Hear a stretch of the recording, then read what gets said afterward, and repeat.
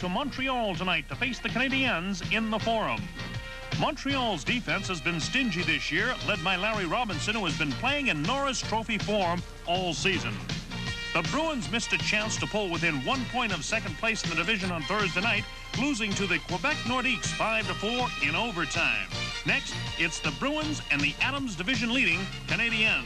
Stand by for Boston Bruins hockey. Good evening, everybody, and welcome to Boston Bruins hockey on TV 38. I'm Bob Sheridan, sitting in here for your regular host, Sean McDonough, who's at the Hockey East Championships. Well, tonight, the Bruins are in Montreal, and I'll be back between periods with a look at the Bruins' Adams Division rivals, as well as mini one-on-one and hockey trivia. Johnny Pearson also joins me tonight in the studio with the highlights and his great analysis. But now, we're set for Bruins hockey action, so let's go to the Forum to Fred Cusick and Dave Shea. Thank you, Sean. This is Hockey Night in Canada across the country, and it's now Hockey Night in Canada every night. They have about 3 networks televising. I watched Hartford and Buffalo last night from Buffalo. But there's added glitter and excitement when it's Boston and Montreal. Boy, this place is banged out tonight. In fact, a lot of the guys are telling me you couldn't buy a ticket to this game in Montreal all week long. There are about, I would say 2,000, 2,500 Boston fans up for the game. I don't know how many of them are getting into the Forum for it. Some may be back at the hotel watching it on local TV, but the whole town's excited. And this is the last trip into the Forum for the Bruins, so a very important one because they have yet to win here this season. And the more important the game, the better Ken Linseman plays. Well, Kenny has been playing some great hockey. In fact, in the last 21 games, he has been held to without a point just 3 times. And at the end of the game Thursday night against Quebec, Butch Goring put Linseman, Simmer, and Crowder back together again. They clicked for the tying goal in the closing minute and a half to force overtime, and so Butch is going to stick with that combination tonight. That'll be a key line for Boston. Well, the talk everywhere, the power play. The Bruins really have one going now. Could be a very big factor in the game. Well, I would think so, Fred. In fact, when the Bruins have been playing well in the last 2 weeks, they have done a great job killing penalties, and they've excelled on the power play. Of course, your successful teams anyway do well on the special teams, so that will be important tonight. Doug Keene's in goal for the Boston Bruins, and Roa for the Montreal Canadiens. Opening face-off in just a minute.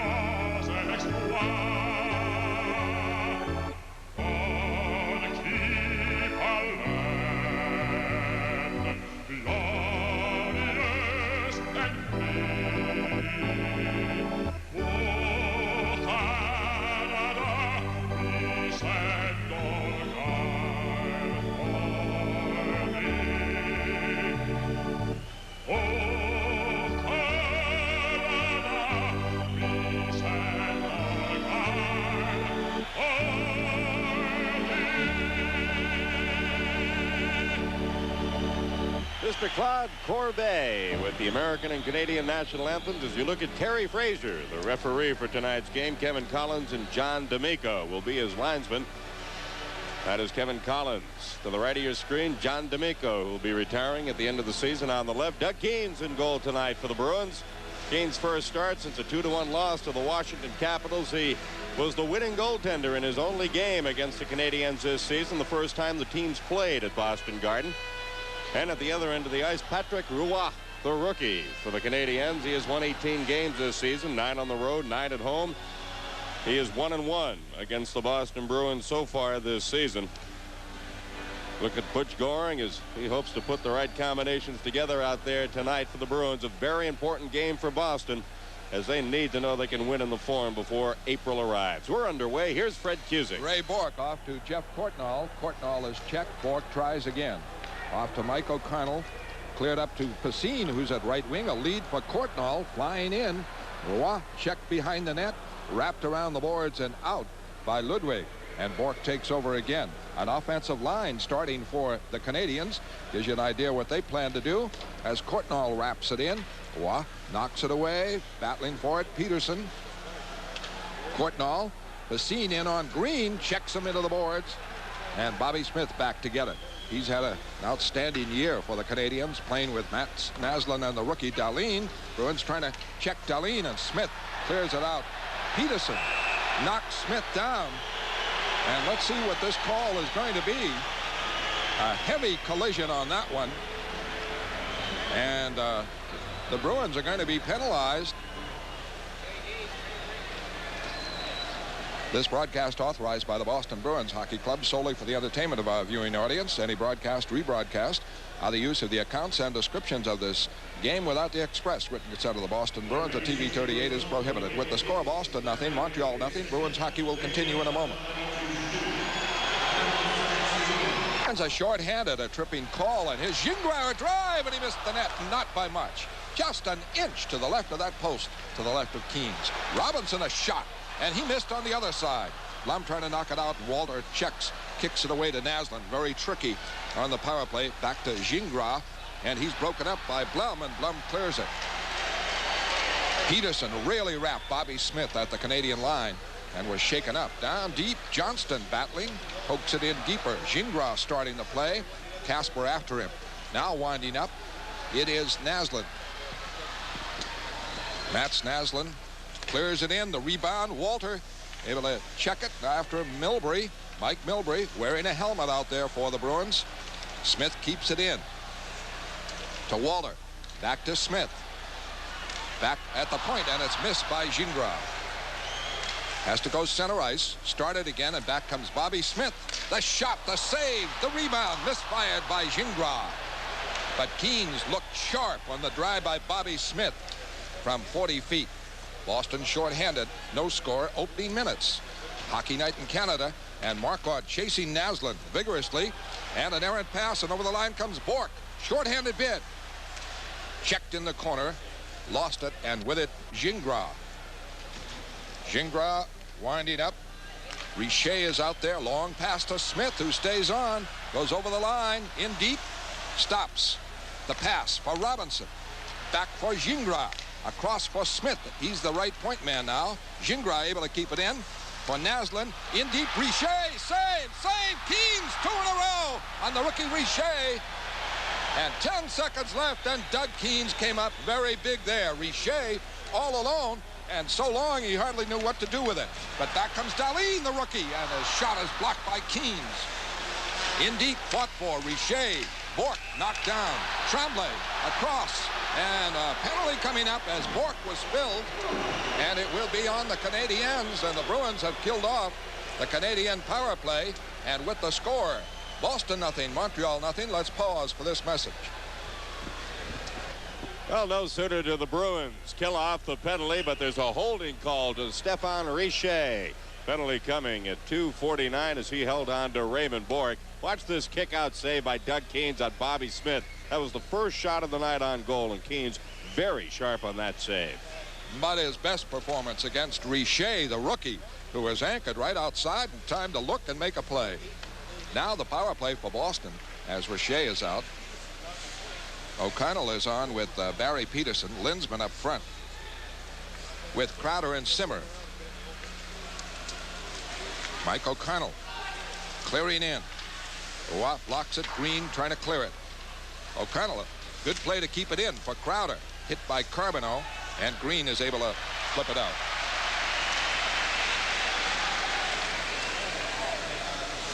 Don't know why Ray Bork isn't out there. He was spilled rather heavily on that penalty. Peterson now, way to a flying Linsman. Over the line, off for Simmer, and it's broken up by Gainey. And he's able to clear it out. Winding up Mike O'Connell. Bork on the bench, appears to be okay. Simmer trying to move it in, and it is broken up by Ludwig. For sure, the Canadians have read of the now vaunted Boston Bruin power play. And so far, they've held the Bruins off. No shots. Back comes Peterson over the line with Simmer. Simmer in for Peterson. Peterson around the boards into the corner. Bork is out now. And the puck is cleared by Montreal's Mike McPhee. 35 seconds left, and the Bruins unable to set up in the Canadian zone. Away comes Bork now. Fine up the right side. Over the line. In deep. Drops it for Pacine. Pacine right for Peterson, and he couldn't handle it. Keeps it in deep for Kluzak playing up front. Kluzak checked at the backboards. Green is able to clear it. And no shots on Roy. So the Canadian penalty killings. Superb against this power play. The big chance was Peterson from Pacine. And now Bruins work it in. Kasper looking for Peterson. He can't get it. Kasper fights for it on the boards. Full strength Montreal. Peterson kicks it away to Kluzak. Still up at front. Put it in front. Pacine couldn't get the handle to it. It bobbled over his stick. And the Canadians break back. Intercepted by Pacine. Back over the line. A drive, and he's well wide with it. Gainey with the rebound. Milbury trying to contain it. Can't. Canadians trying to break it out. Can't. Kept in by Kasper. Losing to Green as he started to cut in front of the net. And Green winding up. No score in the game. Opening minutes. Blum trying to move it in, and the play called offside. George C. Scott and Barry Sullivan traveled to the frontier of the Old West and faced enormous danger and adventure in this savage land. Monday night at 8 on the Movie Loft here on WSBK TV 38. Well, elsewhere in the National Hockey League today, Winnipeg beat Minnesota 4-2. How about this one? New Jersey 7, Philadelphia 3, and coupled with the Capitals' 6-2 win over the New York Islanders, Washington now a point behind Philadelphia in the Patrick Division race, and the Caps have 2 games in hand on the Flyers, who have fallen on hard times in the last week or two. And Hartford won, Quebec won first period. They started half hour earlier than this game. Hockey night in Canada. No score in this one. And the Bruins still with no shots. Great chance for Peterson. And a steal by Linsman trying to capitalize with Crowder. And it's kept in now by Kluzak. Pass in front, knocked away, and cleared out by the Canadians. Back for Simonetti. Icing on this one. Nordiques and Whalers made a trade prior to tonight's game down at the Hartford Civic Center. Defenseman Risto Siltanen moving on now to wear a Quebec sweater, and John Anderson, the left winger, now going to Hartford. That's the kind of deal that fills voids on both clubs. Quebec has been ravaged by defensive injuries, and of course Hartford looking for a little more scoring punch from its front line. So could be a deal that works out good for both clubs. Simonetti and Kluzak, the Boston defense. 14-14 left in the first period. No score.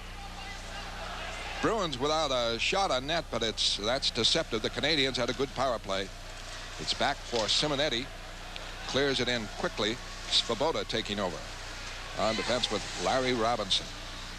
Start to work it out for Carbonneau. Carbonneau away to Nyland. A lead for Gainey. Spilled. Crowder going out. Tripping call. Crowder for tripping. And the Bruins will be shorthanded again. And Kerry Frazier sets the tenor of this game. He's going to call it very, very closely. And from the Forum, the score: Boston 0 and Montreal 0. Keith Crowder gets the call, hooking Bob Gainey at 6:03. So the Bruins will have to kill off another penalty.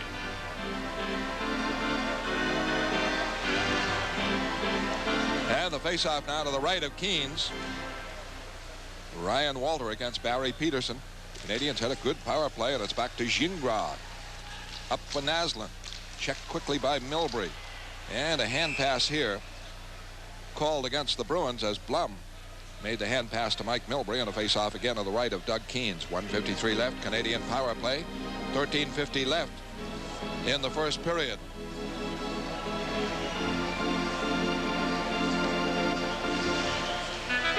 Waller on the draw. Naslund on the left. Rookie Shell Darlene, who is leading everybody in scoring. And this fought for. Peterson can't get it, and Gingras keeps it in. Gingras to Naslund. Naslund guarded in the Waller. Waller checked by Blum. Into the boards they go. Jammed up. Puck is loose. Nobody can see it. Darlene gets it. Lost. And Milbury A clear out. A lead for Lindsman. He's trying to outrace Gingras. Has to go to the boards. And is checked by Gingras. He really had no play, no other option. And a steal by Peterson now for Lindsman. The shot deflected by Gingras into the stands. And the face-off call. Gingras, an original Canadian, then gave up and went to Toronto and Quebec and way stations, but they've got him back.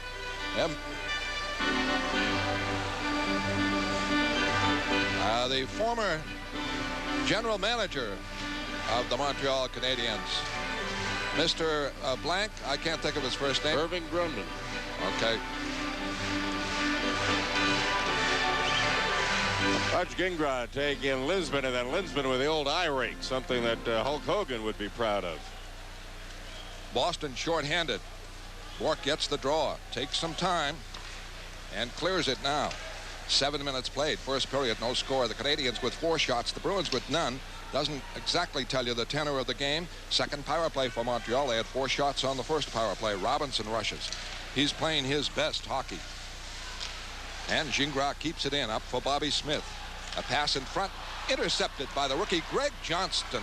Beautiful play, and he cleared it. Fred, the Bruin penalty killing unit, doing quite a job, and you consider that Montreal has the #1 power play in hockey. 38 seconds left. Smith coming for Nyland. Nyland shot, missed the net as he broke in good position. Around the boards, it's missed. Johnston now racing Gingras at the Canadian line. Johnston pokes it ahead. Falls down into the corner, battles Gingras. And back for it, Robinson. 20 seconds on the Canadian power play. Robinson over the line. Cuts back. Wheels away from Lindsman. Drops it. The shot, the save by Keynes. A beauty on Gingras. And the rebound jammed up. Nyland scrapping. Everybody moving in. Naslund, well, he's on the rim. Nyland's right in the middle. Well, Naslund frustrated. Freddie tried to scoop up the rebound and slip it in behind Keynes and shot it right into Doug's leg. And John Blum gave Naslund a check to keep him away from any subsequential rebound, and Naslund took exception to it. Of course, Nyland's out there to try to enforce law and order for Montreal. Now watch this. Naslund takes a hit from Milbury, a check from Blum. Naslund wants to go after Blum. Well, that would be no contest. Nyland would have to intercede there. And Naslund may be frustrated. 7 seconds on the penalty, and now Lindsman goes out, and Nyland. Not much of a trade from a Boston point of view. I don't know if it'll be roughing or high sticks. I assume roughing. We'll wait for the call. Penalties coming at 7:56 with 7 seconds left to go on Crowder's penalty. You're watching Bruins hockey from the Forum in Montreal. Well, here's how it all began. Blum checking Naslund as Naslund was looking for the rebound. Look at Naslund come up swinging. And Larry Robinson there trying to restore order. Now Lindsman and Nyland get into it. Roughing the calls on Nyland and Lindsman at 7:56. In 7 seconds, Crowder will be back out, and the Bruins will be at full strength. The Bruins so far without a shot on Patrick Roy, and the Canadiens have gotten all 6 of theirs on Doug Keynes on 2 separate power plays. And the faceoff outside the line. Mike Milbury with it. Drops it in the Canadian zone. No icing, and back for it. Green. Crowder out of the penalty box. Courtnall replaces him. And the Canadiens, Deblois misses it, but Richer has it. The rookie is over the line. Drops a pass picked up by Pacine. Good break here. Here comes Peterson. Over the line with Pacine heading for the net. The shot missed. Peterson went for it, a wrist shot. And the long rebound kept in by Peterson for Courtnall. His drive missed. Bruins haven't put one on net yet, and they've had some good chances. Out comes Deblois now to Tremblay for Richer. Richer called down by the high stick of Mike O'Connell, and the third Bruins penalty now. 11:21 left in the first period. O'Connell goes to the penalty box, and this is a night for scoreboard watching. Quebec leads the Whalers 2-1, and the Quebec Nordiques could move to a tie for first place if the Bruins could beat Montreal. Well, here's another angle from behind the net. Not much question as Mike O'Connell got the stick up, and and brought down Stefan Richer. Penalty coming at 8:39. Toronto. Hooking the call on O'Connell. 8:39, the time of the penalty, and the Bruins already, this in the first 8.5 minutes, are killing off their third penalty. That's walking the line when you consider Montreal has the best power play in the league, and the Bruins penalty killing unit, despite the fact that they've played well lately, still down the ladder statistically. They're ranked 18th overall in killing penalties, but I think they've done a heck of a job lately and doing a good job tonight. Of course, you're out there shorthanded for so long this early in the game, it's bound to put a real strain on your defenseman and especially your goaltender. Doug Keens, though, looking very sharp tonight here in the early going. And a real strain on players like Peterson and Linsman, who are offensive threats. Gingras keeps it in, but the pass intercepted by Greg Johnston. Good aggressive work by Casper, forced that errant pass. And the Canadians line up now, 9 minutes into the first period, and no score in the game. Canadians' third power play. Gingras to Naslund. Over the line, moving in. Pass blocked by Bourque. Shot, save on Naslund. And the clear up the boards, and Kluzak gets it out to Johnston. Breaking on Gingras, coming up Casper. Off for Casper. Casper in. Couldn't set up Johnston. Tried to set him up right in front for a shorthanded bid. Robinson leads the charge. Over the line. Bursts in. And scores! Larry Robinson did it all alone. Up the middle. Over the line. In on Keens, and a power play goal by Robinson. Well, that's his 10th power play of the year, as Larry Robinson certainly having himself an outstanding season. He is the leader on this Canadian club, and he's really the guy that makes the power play go. Here he looks past. No place to pass, just moves in on Keens and slips the backhander in between the pads. The Bruins had tried to go for the short-handed goal at the other end. Robinson broke it back, splits the defense, moves in. Watch the shift right here on Keens. 17th of the year and 10th coming on the power play. Larry Robinson, the goal coming at 9:23. Assisted by number 29, Gaston Jenkins. 10:37 left in the first period. Had a 1-0 lead on the Larry Robinson score. Boy, that goes back to the days of Eddie Shore and Bobby Orr. Do it yourself. And Robinson has been doing it for the Canadians. And minus Chelios, who may not play again this season. And Robinson has assumed the burden. Svoboda is forced deep. The Bruins are looking for their first shot on. Canadians just clear it out. Gainey now back foot Bourque. Bruins trying to break, can't do it. Carbonneau on the loose puck. Slides it in, but O'Connell right back. Peterson for Courtnall on the move. Flipped it in, hustles in against Svoboda. They collide, and Roy looking for the puck. Well, let's see what the call is. There's one high stick. There may be two. I think he's giving Svoboda an elbow, Fred, and I don't think Courtnall is going to get a matching penalty, which is a break for Boston, because Jeff, watch Courtnall throw a little jab at Svoboda after getting the elbow. There's the elbow there. Now watch Courtnall. Boom. Bruins catch a break as Kerry Fraser doesn't whistle off matching penalties. First period action will continue from the Forum in a moment. There's Peter Svoboda elbowing the call at 9:56, and the Bruins have their second opportunity on the power play. They had good pressure, but no shots on goal the first time around. And the Canadians, Rick Green, able to clear it again. Looks like power plays are going to be it tonight, and the way Fraser is calling them, there are going to be a lot of them. Canadians break up a sluggish start by the Bruins, and Gainey clears it back for Carbonneau, whose shot is wide. Crowder winding up for Boston. Second power play of the night for Boston. Canadians have had 3. Bourque fires in. And it's Peterson walking in. Backhander save. Score on the follow-up by Linsman. Linsman put in the rebound of Barry Peterson's drive. And the Bruins have tied it on a power play goal. Boy, nice finish by Ken Linsman to trail Peterson in. Barry moved in. Roy failed to clear the puck himself. Here comes Peterson. Backhand save by Roy, but there's Linsman. Roy gave him just enough of the short side to shoot at. Patrick Roy will have to take responsibility for this one. He failed to clear the puck. And Linsman burns him with it. Good move by Ken Linsman. And that gives Ken Linsman the team leadership now in scoring. That is his 21st goal of the year. Now has 68 points to put him one ahead of Keith Crowder. The Bruins have 2 shots. The one by Peterson, the rebound by Linsman, and they have tied the game.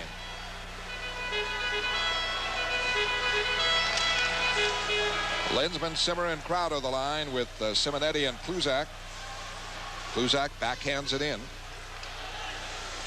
Roy lost it. Fought for. Smith back to help out. Interception the Bruins. And Smith trying to clear it around, and Roy looks a little shaky. Let's see if that reading is correct. Kluzak moves in deep, fires it around the boards, but no shots on net. Bruins battle. Simmer keeps it in for Crowder. Crowder drops it for Simonetti. Simonetti back up to Crowder. It's all on the boards, and no shots on. And a heavy hit there, and it goes to Simmer. Hit hard was Linsman. Tagged on the play. And the Canadians work it out. Smith drives it in.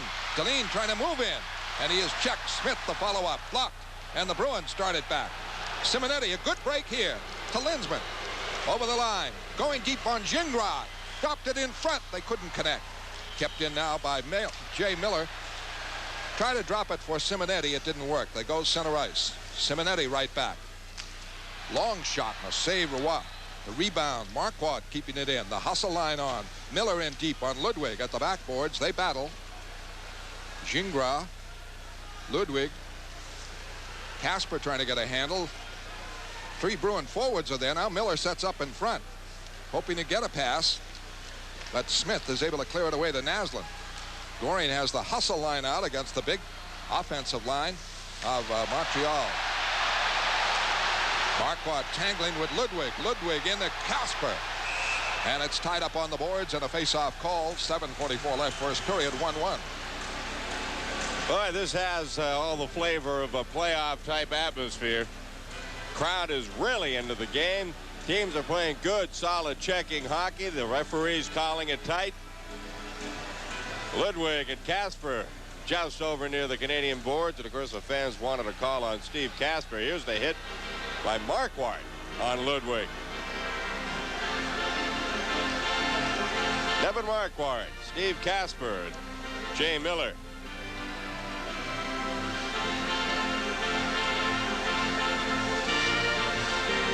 Well, Mike McPhee is out lining up next to Miller, so you watch them. They may go. Kasper out there with Miller and Marquardt. Draw back to Mike Milbury. Away to Jay Miller up the left wing side. Clears it in. Takes a wrap along the boards. And Gingras starts it out. Good offensive defenseman. Something else in his end, and the Bruins would like to set him up.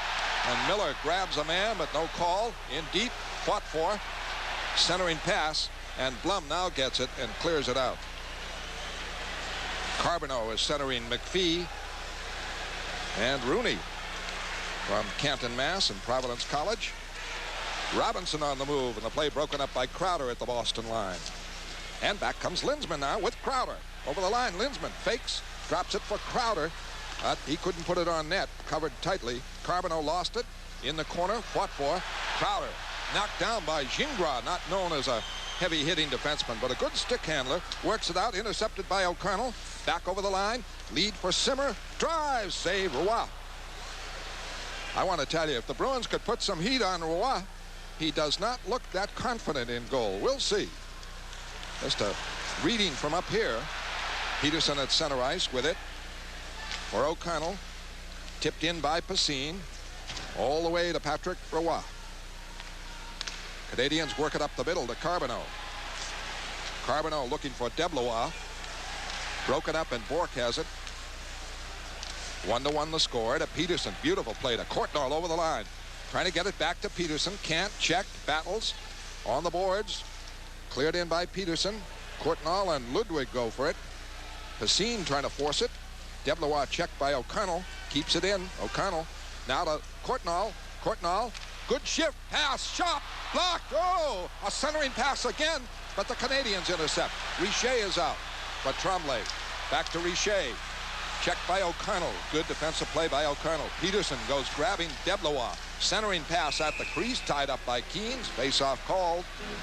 We're in the first period with the score of Boston 1 and Montreal 1.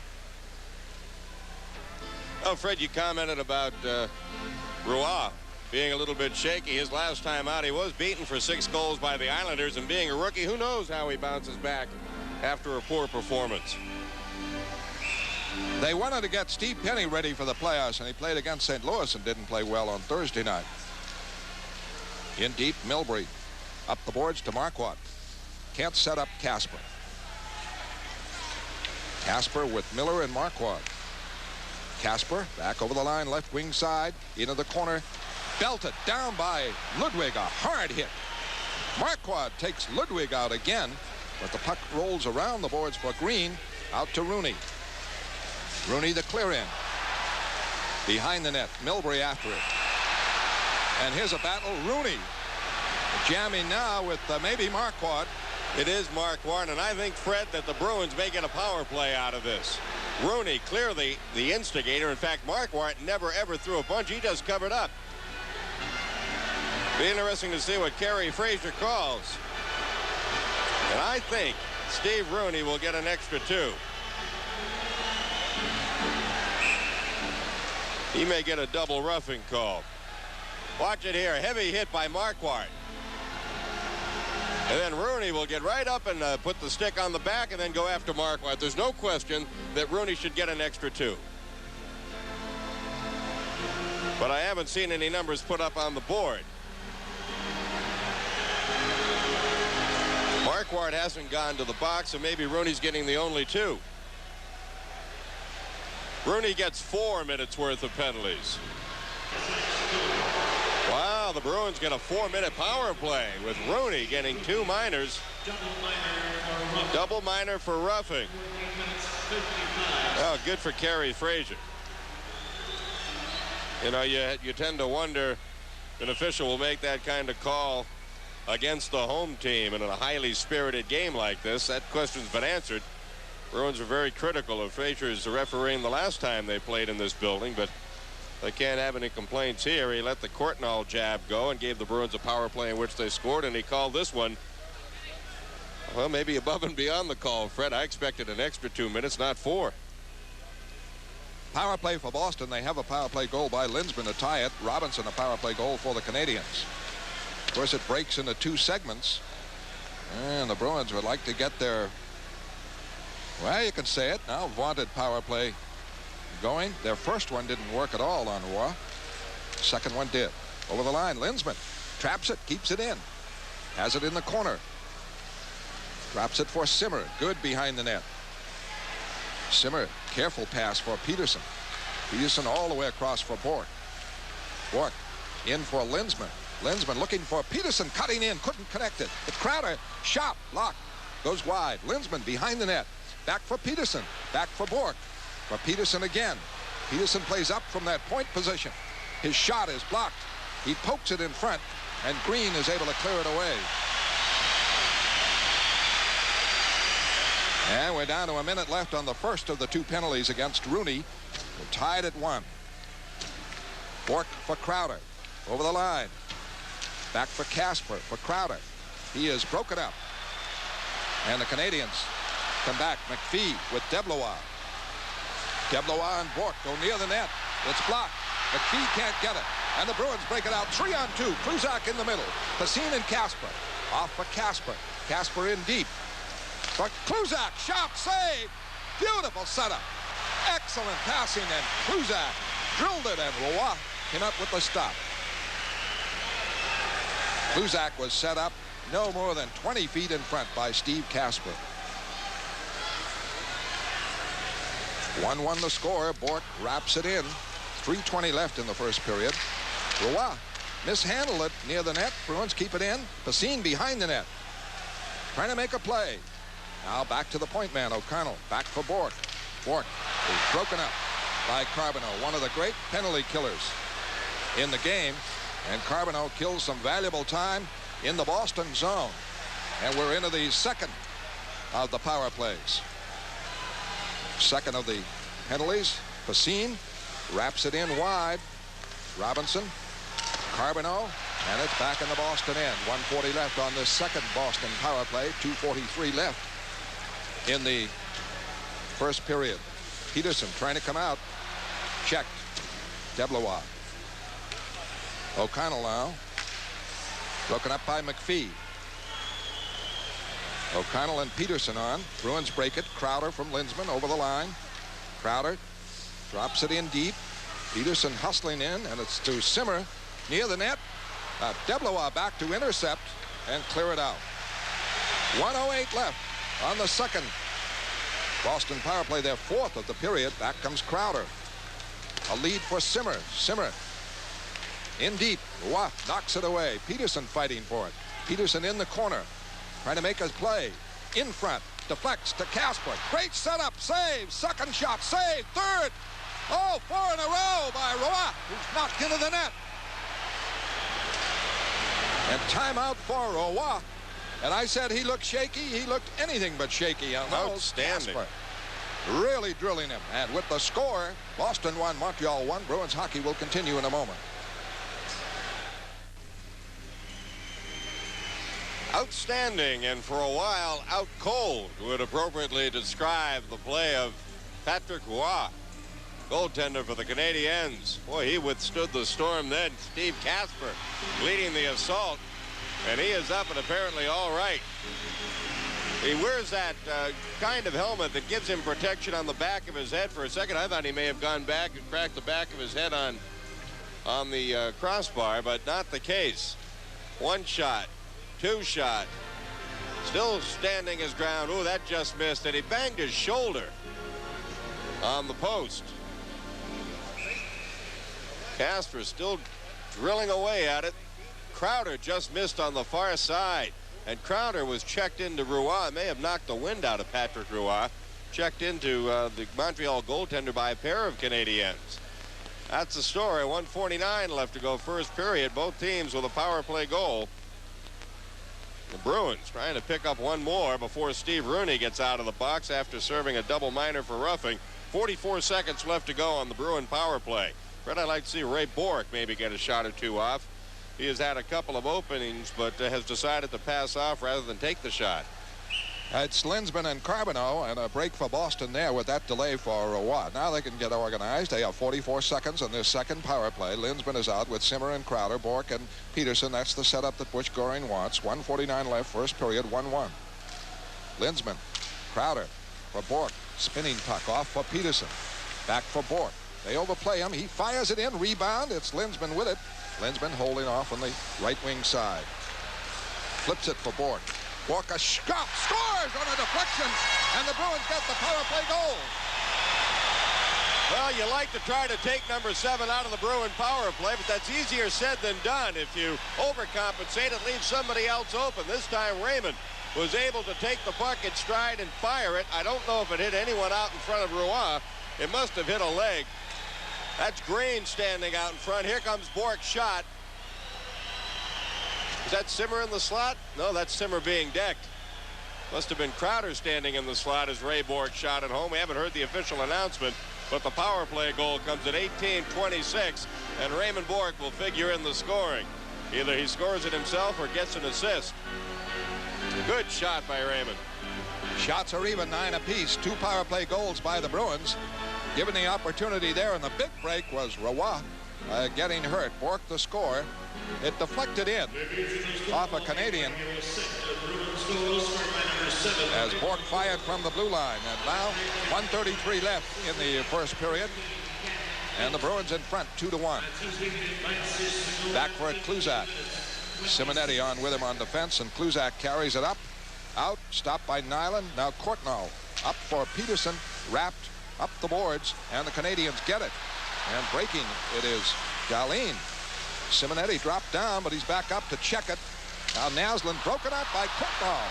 Courtnall out, and he dropped it off, and it's intercepted by Naslund.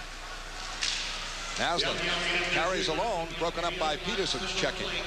Courtnall away to Pacine, dropped in the Canadian zone. 54 seconds left in the first period. Last minute of a period, always dangerous for Boston, or has been recently. It's an adventure.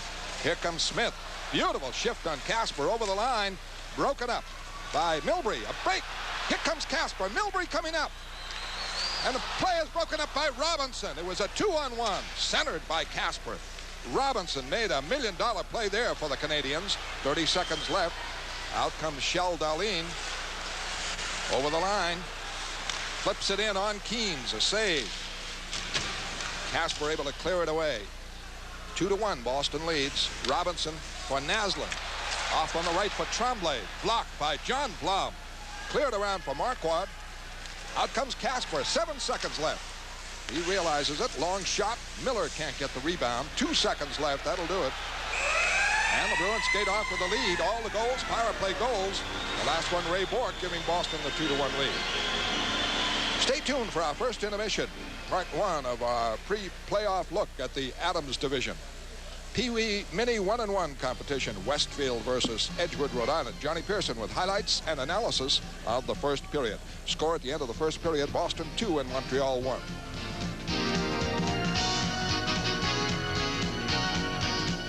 We're at the end of the first period at the Forum in Montreal with the score, the Bruins 2 and the Canadiens 1. Well, the Bruins wrap up their regular season just 4 weeks from tomorrow, and like most teams in the league, the Bees are gearing up for their home stretch run towards the Stanley Cup playoffs. In the hotly contested Adams division, no team is quite sure just where it will finish for the playoff pairings. The division leaders look just like this today. Montreal has a 2-point lead over Quebec, thanks in part to the Bruins giving up that overtime game on Thursday to the Nordiques. The Bees are 7 points out of first today, but still only 5 out of last. And Buffalo and Hartford could end up above the Bees in the standings, or the Bruins could hypothetically still finish in first. That would be, of course, their best bet, so as to have less likelihood of facing Quebec or Montreal in the playoffs. But right now, let's take a look at Montreal, the leader in the Adams division, going into the final month of play. Facing their Adams division nemesis, the Montreal Canadiens. As you may recall, the Canadiens have knocked the Bruins out of the playoffs in the first round in each of the last 2 years. Boston has had little postseason success against Montreal and would probably not like to face the Canadiens in the first round. At the start of this season, Montreal, under rookie coach Jean Perron, had reverted back to their old style of fast skating and free shooting, and quickly found themselves at the bottom of the Adams division. After a mid-season restructuring, the Canadiens returned to their hard-checking, defense-oriented game that previous coach Jacques Lemaire had instituted. Since that time, the Canadiens have ascended to the top of the division. The Canadiens have been getting a standout performance from rookie netminder Pat Roy. Pat has compiled an impressive record this season, including a 6-2 victory over the Bruins in November. He's backed up by Steve Penny and Doug Sotart, both solid goaltenders who provide the depth in goal that many NHL teams lack. Montreal has been relatively injury-free this season, and if they stay healthy in March, they'll be hard to catch and should finish at the top of the Adams division. Today at the Forum in Montreal, it's the Bruins 2 and the Canadiens 1. Now, Pee Wee round-robin action continues as TV 38's highlights and his expert analysis. It's a real pleasure to say good evening to Johnny Pearson. Johnny? Okay, thanks, Bob. The Bruins on the road, although a mediocre year for them playing away from the Boston Garden, they've come up with some excellent periods during those road games, and the first period at the Montreal Forum was no exception. However, if it had not been for Doug Keynes early when he came up with some very big stops, the score at the end of the period might have been different. Doug Keynes was very strong, as we're going to show you here. First period in Montreal, the Canadiens on the power play. That's Robinson to Gingras into Naslund, but watch Richer in front to the right of Doug Keynes. Now we're going to show you some great goaltending here. Standing his ground as Richer starts to move into the center, realizing he's got nowhere to go, tries to slip it between the pads, can't do it. Keynes stands his ground. Excellent balance for Doug Keynes on that play, and he made 2 stellar stops. Those were only a couple of the 4 or 5 that he made early in the period. Finally, the Canadians broke the ice to start the game in the scoring department on a power play. And what else can you say about Larry Robinson? A tremendous player, great competitor, but one of the things he does best is power skating, and I'm going to show you great power right here. Coming out of his own end, carrying the puck. Now look at those great strides. He has very wide strides, so he's a difficult man to defense against. Here he comes through center ice, but number 11, Ryan Walter, may be the key to that play as he breaks between Bork and Kasper, moving in, almost lost his balance, not quite, and he tucks the puck in underneath the pads of Keynes. We're going to show you this from another angle. Now watch the power here of Larry Robinson, one of his greatest assets. He breaks by two pretty good skaters, Kasper and Bork. Coming in, regains his balance. Now right here from our end angle. Watch him move in front now. Here comes Robinson. We're going to hold it right here. Keynes has good leverage off the right pad, trying to move across because he thinks Robinson's going to take it wide. Robinson fools him, though, and just as he starts to go down, Robinson slips the puck underneath his pads a little sooner than Keynes expected, and he got the opening goal to put Canadians up 1-0. But not to be denied, the Bruins started to crank up their act, and they tied the game 1-1 on the power play. This is Bork moving through center ice with the puck. Now the Bruins on the power play, and one of the reasons they have cranked up their power play is the movement of the players up front. Now watch the movement right here. Crowder, Peterson, and then Linsman will move very quickly. Here comes Peterson with a backhander. Roy made the stop. Linsman pounce on the puck and slips it in behind. We're going to show you this from our other angle right here. As look at the Canadians in front now. This is the Roy, the goaltender, misplaying the puck a little bit. And here goes Crowder coming in, being taken out of the play, but in behind it will be Peterson. The good movement by the Boston Bruins. Poor coverage in front. Watch number 17, Ludwig. He will turn right here away from Linsman, trying to pick up Peterson, who's already covered, and he snaps it in behind the Canadians' goaltender to tie it up. And now Bob Sheridan will review the highlights of the first period. All right, Johnny, we want to thank you for that, and we'll see you again at the end of the second period. Right now, let's take a look at the scoring summary for you. It all happened at 9:23 of the first period when Montreal got on the board first. Larry Robinson, his 10th power play goal, his 17th of the season, assisted by Gaston Gingras. Then the Bruins came right back at 10:33 to tie things up when Kenny Linsman on the power play again. His 21st of the year, important, his 68th point of the year to go ahead of Keith Crowder for the team leadership in that department, assisted by Barry Peterson. Then at 18:26 of period number 1, the Bruins went ahead by the score of 2-1. Ray Bork on the power play again, his 19th of the season. That one was assisted by Kenny Linsman, and again his 69th point of the season to stay ahead in that team leadership in that department. Again, shots on goal. Montreal outshot the Bruins. They started out real fast, but the Bruins came back. The shots on goal for Montreal, 10. For Boston, it was 9. But in the most important scoring column, it's Boston 2 and Montreal 1 at the end of the first period. And now we're set for second period action, so let's go back to the Montreal Forum to Fred and Dave. Well, the Boston Bruins played about as good a period of hockey as they have all season in this building. Their first 3 games all ending in defeats, but right now, at the end of 20 minutes, they hold a 2-1 lead. The power play or the shorthanded situation, that will determine the outcome of tonight's game. Those who are successful with the man advantage and equally as successful killing off penalties should survive, as should be the case. And that is the way it has gone so far. 3 power play goals.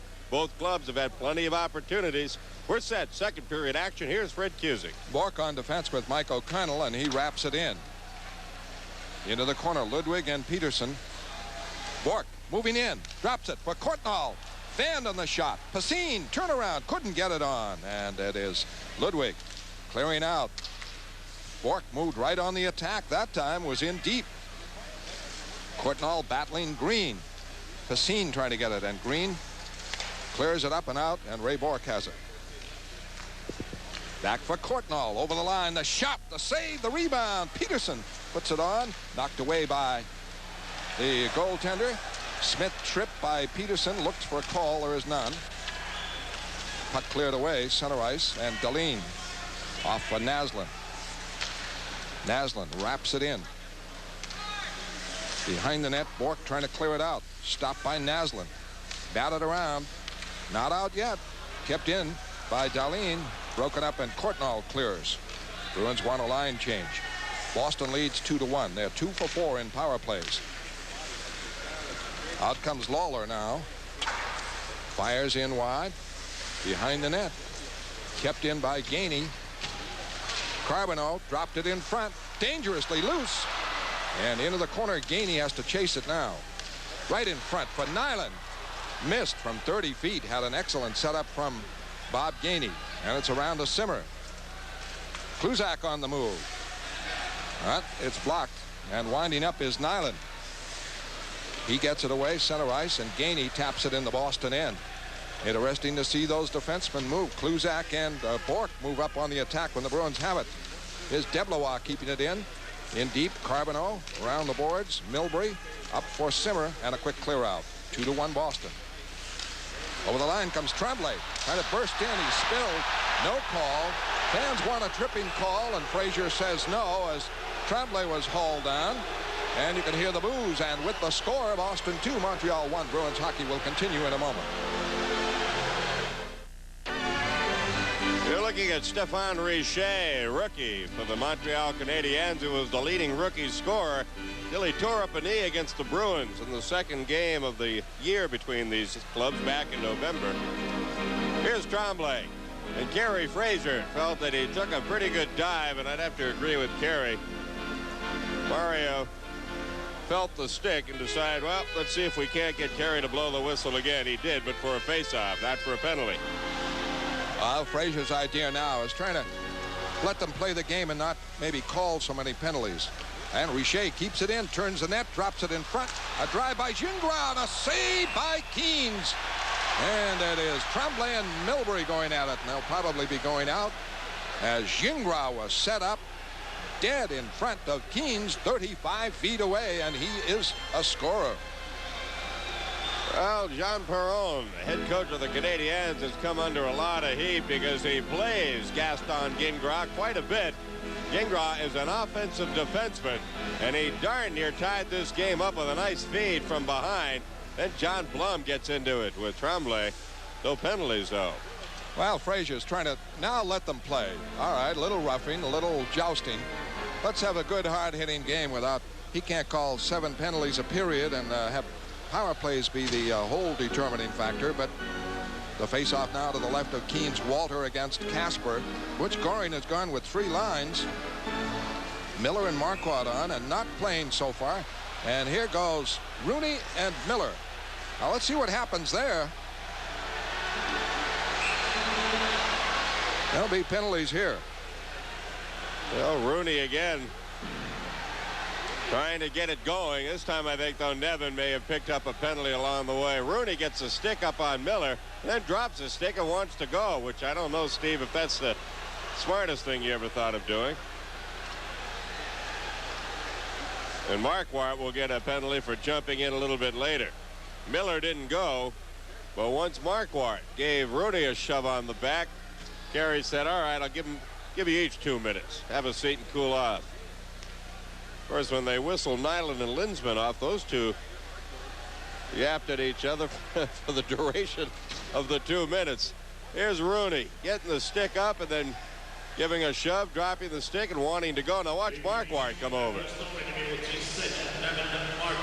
Well, Nevin picks up the extra 2. They'll both get roughing calls, 2 minutes each. Penalties being called at 2:11. Rooney, the former Providence star, who joined this club last year after Providence finished its season and helped them in the playoffs. Been injured part of this year. The line is Richer with McPhee on the right, Walter on the left, Gingras on defense with Green, and Peterson on the draw with Richer. Back for John Blum, paired with Milbury. Blum, Casper. Back for Nienhuis. Extra man on the ice, maybe. Let's see if they call that. Nienhuis came out and handled a pass, and the Bruins hadn't cleared the zone. And too many men on the ice, and that's a terrible penalty to take at this point. Well, Kevin Collins is over to explain things to Butch Goring. With the score, Boston 2, Montreal 1. Let's pause for this message. Well, if you're a one, then watch on the left of your screen. Nienhuis has come on. Peterson is now coming off, and Nienhuis has already handled the puck. If you were big on reading lips, just before we went to the break, you could see Kerry Fraser explaining to Ray Bourque, Ray, it's automatic. It's automatic. The guy was out before the other man was off. He was handling the puck. It's automatic. Too many men on the ice. So at 2:20, the Bruins go short a man. Craig Nienhuis serving the bench minor. Too many men on the ice. It's tough enough to kill off penalties, but to kill them off with too many men on the ice is doubly frustrating. Of course, you remember the famous too many men on the ice call in this particular building. Robinson with it now to Richer. A power play for the Canadiens. This is their fourth. They're 1 for 3. And Naslund in deep. Holding. Robinson. Gingras. Robinson again. Checked by Lindsman. Broken up by Peterson. And he's able to clear it out. Good checking play by Lindsman. Lindsman and Peterson with Blum and Milbury. Milbury breaks it up at center ice. Robinson now trying to come out. Cross for Naslund. Naslund clears it in. Walter and Blum go deep. Poked in the corner. Richer is able to get it. Swept away by Lindsman and cleared out. The great speed of Lindsman, so effective in killing penalties. But he and Peterson also play the power plays, and it's an extra burden to have this many penalties called. But the Bruins have had 4 power plays, and the Canadiens, this is their 4th. Kluzak breaks it up at the line. Canadiens have to start again. Over the line, Casper in deep. Checked by Robinson. Goes to the corner. Jams it up there. Tries to delay things. And Robinson starts it back. Big Larry swooping. The lead for Naslund, who stays on in the 2nd minute. Keene's trying to clear it. Nyland checks it for Naslund. Naslund back for Robinson. Up for Naslund. Shot. Save. Rebound. Save. Save by Nyland, who got 2 pokes at it. Doug Keene sprawled and blocked it out. And Naslund drove one. And really 3 saves in a row by Doug Keens. Boy, Naslund waited and moved into the circle and then took a big shot that Keene somehow got with the left pad. Boy, look at this. And then Nyland couldn't get it up. Right there, he slid it right along the ice. And look how Kluzak filled the net. Then Bourque was able to cover up on Nyland before any further damage was done. But Doug Keens holding the fort tonight. Butch Goring coming back with Keens tonight, feeling that Doug seems to play his best hockey when he's had a bit of a layoff. And he has had a layoff of about 9 days now. His last outing against Washington at the Garden last week. Smith is out with Dahlin and Nyland. Face off to the left of Keens. 2-1 Boston. 4 minutes into the 2nd period. Back to Gingras, and he just missed. Oh, a screaming shot. Jammed up behind the net. Blum trying to tie it up. Nyland digging. Milbury battling. And they still go into the corner. Seconds ticking away. 8 left. Around the boards. It is outside the line. And a tripping. Oh, Gingras tripped the man. Here comes Lindsman over the line trying to move in. Would have been a clean breakaway for Boston. And Gingras tripped the man from behind. And the penalty is up. The Bruins now have the Canadiens 1 for 4 in the power play. Boston 2 for 4. Is Tremblay over the line. It looked a mile offside on that one. In deep, Deline has a shot by Smith. Blocked. And Lindsman can't clear it. Tremblay fires back. Keens blocks. Green fires. Blocked by Blum. He's hurt. Puck kept in by the Canadiens. Smith a shot. Save. Keens a beauty with Tremblay right at the doorstep. Bruins in trouble. Nienhuis trying to move it out. And he does, finally. Boston at full strength. Lawler with it. Lawler checked by Nienhuis. Crowder out. Tremblay trying to move. Casper out. And Green away to Smith. Smith over the line. Back for Gainey. Shot blocked. Bounces near the net. Casper gets it. And a jam there. Kluzak jamming with Tremblay. And they may be going. 14:37 left in the 2nd period. Great goaltending by Doug Keynes. The Canadians are up to 16 shots. The Bruins have 10. And from the Forum, the score, Boston 2 and Montreal 1.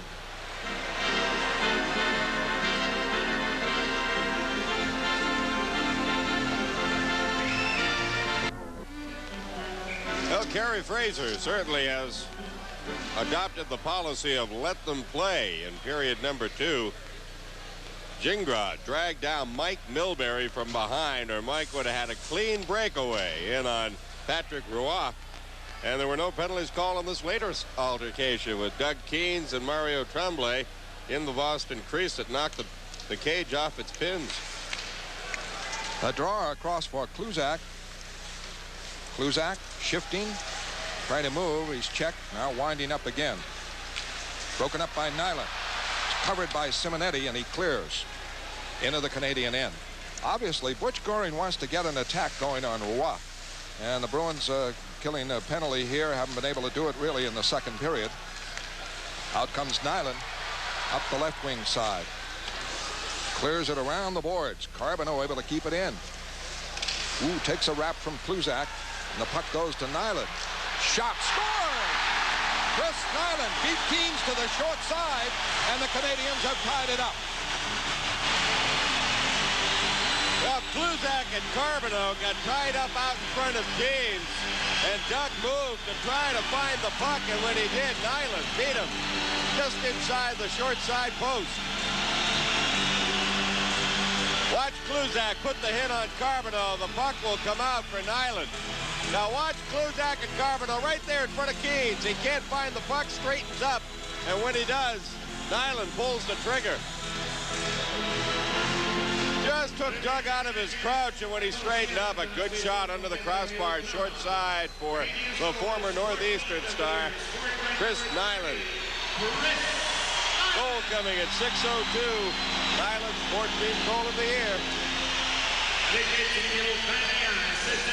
Puck in the Canadian zone. Ludwig chased by Peterson. Courtnall fired off the side of the net. Bourque moving in. Backhands it wide. The Bruins want to get something going against Roy. Unable to do so here in the second period. So far, the Canadians drive it out. Back is Bourque. Richer after him. Bourque for Courtnall. His pass is blocked. And McPhee's pass up, stopped by Bourque.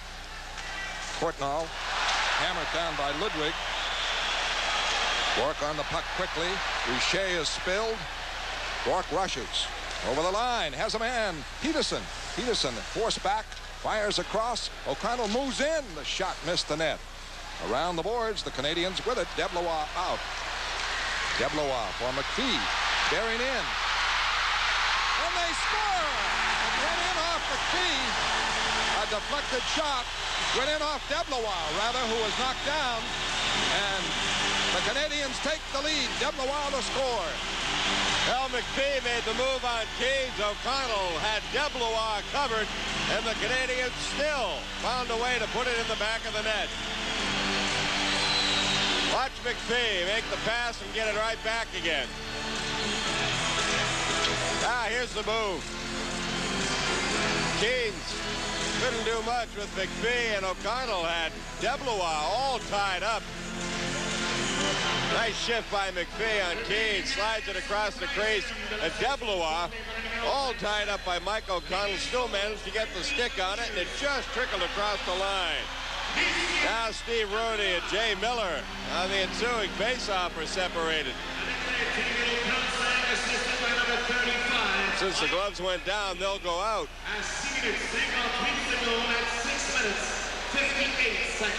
Rooney can hardly spend any time out on the ice. Why is it all the Boston boys are the fighters? Miller, Nyland, Rooney from Canton. I don't know. Maybe it's the Fighting Irish. Well, fighting amongst themselves.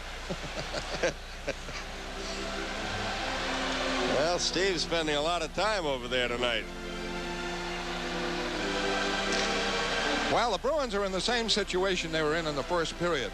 They've had one shot on Roy in this second period, and the Canadians now have 8. In the first period, the Bruins went halfway through the period before they put one on Roy. Goring obviously feels, as I seem to have the inclination, that he's moving the defenseman up. He was putting Nienhuis out from Miller. He wanted to create some attack in on Roy, but if you don't get any shots on, things are kind of grim. And out comes Naslund, broken up at the Boston line by Milbury. Smith is hauled down, and the Bruins back. A break here, Marquardt drills it, save, Roy. Good stop, top of the crease, and Marquardt poured that in. Battling Nienhuis, has it. Back for Milbury. His pass for Blum is outside the line, brought back in, and the play is called offside. And you're watching Bruins hockey from the Forum in Montreal. Bruins leading 2-1 after one, now trail 3-2 with 12:31 left to go in the second on goals by Nyland and Deblois. Face-off coming just outside the Canadian zone. Quebec leads Hartford 3-2 after 2 periods of play. Milbury bats it in, and back for Gingras, a 3-2 Canadian lead. Forechecking Dave Reed, his first shift. Gingras able to work it away to Bobby Smith, to Tremblay. Tremblay moving in, drops it to Smith. Shot and a save, left pad Keens. Bruins start it back, poke it out to center ice, and Reed has a good break with Casper. Off for Marquardt. Marquardt a shift, moves in deep, drops it in front. Nobody there but Bobby Smith. Smith on Simonetti. Simonetti stopped him in deep. Robinson centers, stopped by Casper, and the net dislodged on a hit by Milbury as he wrapped Naslund into the net. Well, coming up on TV 38, the Bruins' next stop on the road will be this coming Wednesday night against the Pittsburgh Penguins, featuring Mario Lemieux. The Penguins right now in a fight with the Rangers and the Islanders for a playoff spot in the Patrick Division playoffs. That's Wednesday night at 7:30. And our next game after that will be the Bruins and the Whalers down at the Hartford Civic Center on Sunday, March 23rd. That's a 2 o'clock face-off here on WSBK TV 38. Goal scoring in the game. Robinson a power play in the first period, and for Boston 2 power play goals. Lindsman and Bork in a 2-1 lead. Here in the second period, teams at even strength. Chris Nyland tied it for Montreal, and Deblois deflected one off his skate in to make it 3-2. That's the way it stands.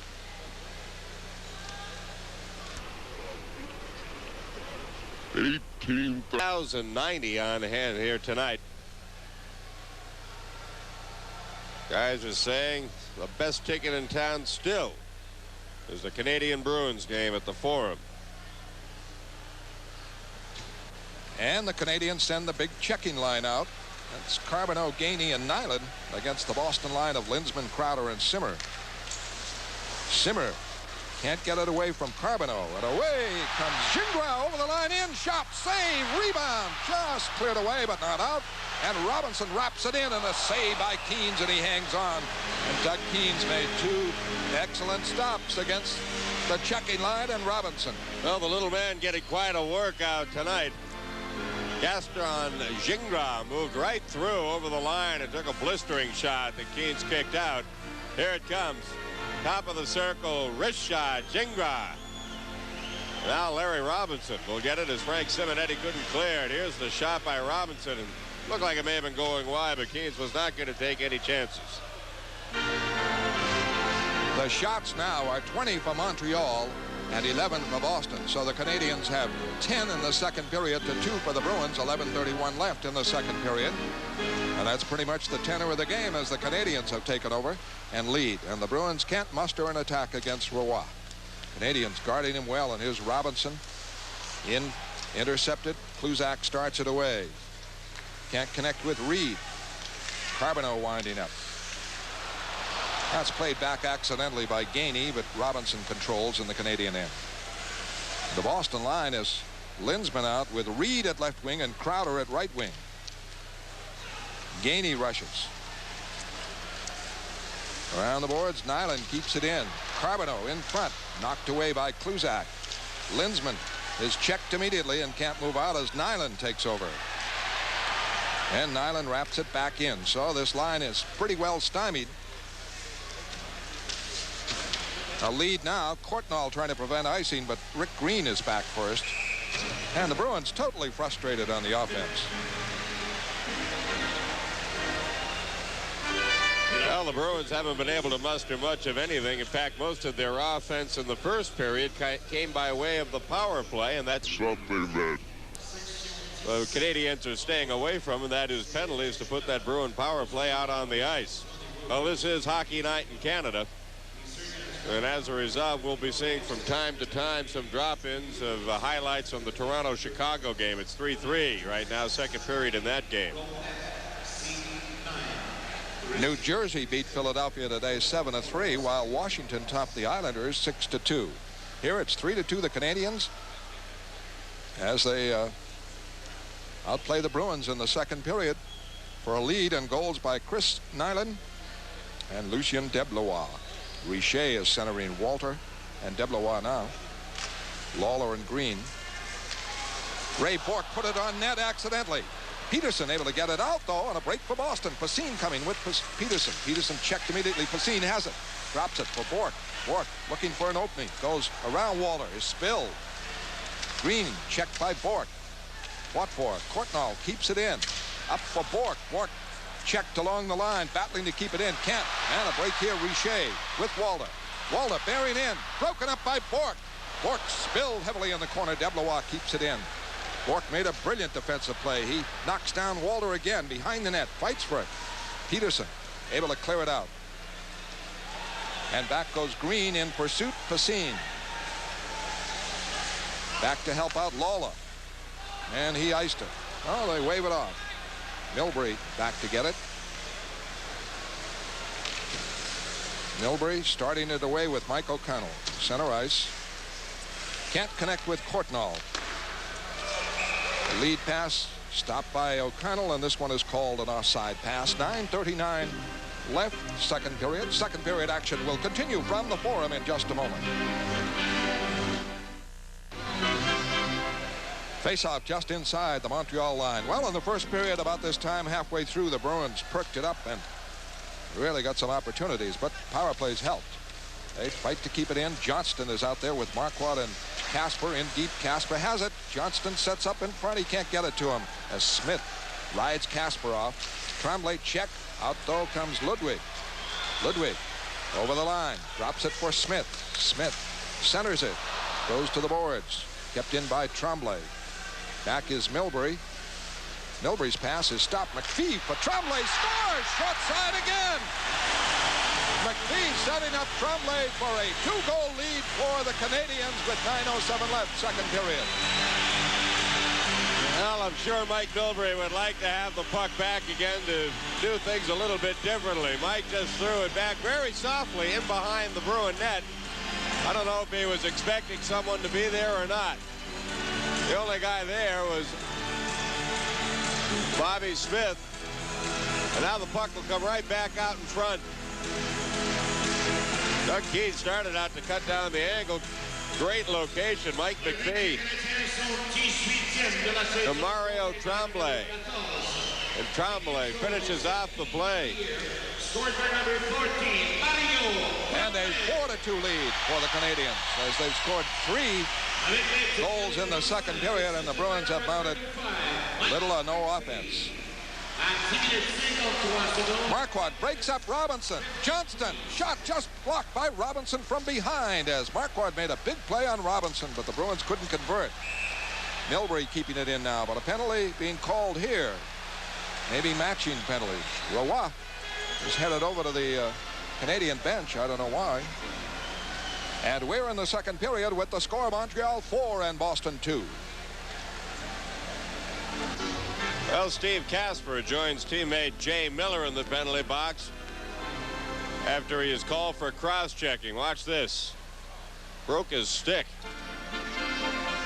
It's a major league cross-check, and Casper will pay the price as the Bruins again will have to try to kill off a penalty. How much has Montreal dominated through the first 11 minutes and 25 seconds of this period? They've outshot the Bruins 11-2. And they've outscored them 3-0 in this second period. And the last score by Tremblay. Boston shorthanded.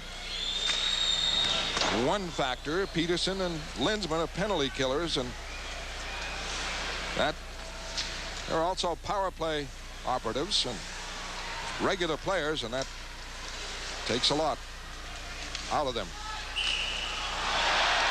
Ooh, offside called, and Naslund doesn't agree. The crowd doesn't agree, and Kevin Collins said, hey, I saw it come back out over the line, but I tend to agree with Naslund. It looked like the puck stayed right on the line. This organist here at the Forum has a sense of humor. Every time the officials make a bad call, he plays Rockabye Lullaby. The Canadians have one power play goal. The Bruins have two, but they haven't been on the power play in the second period. And at even strength, the Canadians have come through with 3 goals here in the second period. Chris Nyland, Lucien Deblois, and Mario Tremblay. None noted for their goal-scoring ability, but they've made big ones. And that's all that counts. Robinson has the other in a power play. They're in a power play now, and Naslund over the line. Dazzling into the corner. Wheeling back to Robinson. Along the line, keeping it in carefully. Pass up goes to Gingras. Gingras stick handles into traffic. Blocked. And out of traffic, Ray Bourque able to clear it by Robinson. All the way to Roy, who is just delighted to see the puck at all. The Bruins have put very little rubber on him. And here's Peterson checking mightily, trying to tie it up. Now winding up is Shell Dahlin. 50 seconds left on the power play. Out comes Gingras. He loves power plays. Bruins break it up. Marquardt and Johnston. Johnston failed to clear it. Kept in by Walter. Out of the net, Keynes gets it up. A lead, but it deflects into the Bruins bench at center ice. Marquardt might have broken with that one had it stayed in play, but that's a big if. 7:14 left, second period, 4-2 Montreal. Boy, this fellow's looking good tonight, Gaston Gingras. He has been an offensive force all night long for the Canadiens. For laughing out loud, which the Bruins aren't at this moment, watch the Beverly Hillbillies at 5 and the Jeffersons at 5:30 every weekday afternoon here on WSBK TV 38.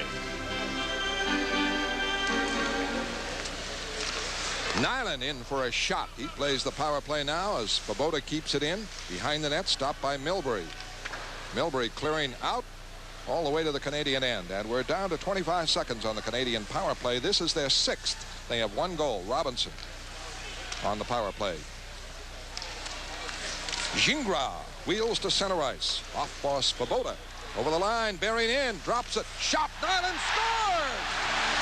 Keynes is giving up the short side all night long, and there's another one by Nyland on the short side to make it 5-2. Boy, that is 3 short side goals just this period. First goal of the night by Robinson was a pretty move on the part of Larry Robinson, but the goals this period, 3 short-siders and 1 off the skate of Lucien Deblois. And this is Chris Nyland's 2nd of the night. Kane starts drifting to the middle of the crease, and Nyland just blasted it. Right there, he starts to move away from the post. Nyland beats him. Here, the Bruins better get it together quickly and mount a little bit of attack if Kane's a breather, because they're slowly going downhill. And a 5-2 lead for Montreal. Taking over in the second period with 4 goals. One of them a power play, that one there. Bourque battles to keep it in now. Nyland knocks it away to center ice. A 3-goal lead for Montreal. Bourque winding up. O'Connell. Fed in wide. Back is Ludwig. Around the boards. Gainey gets control. Out to Nyland. Nyland, 2 goals, 1 on a power play for a 5-2 lead. Linsman starts back. Now to Bourque. Check. Play broken up at center ice. O'Connell rushes. Over the line for Linsman. Linsman trying to get it back. Stopped by Ludwig. And it's cleared away by McPhee to Deblois. A lead from McPhee. McPhee, check. That's not enough. Carbonneau battling. O'Connell in the corner. A centering pass kept in by Green. Can't set up Deblois. And this is one of the periods the Bruins would like to forget, one of their worst of the year. They have created no offense whatsoever. Marquardt got a good blistering shot. That's about all.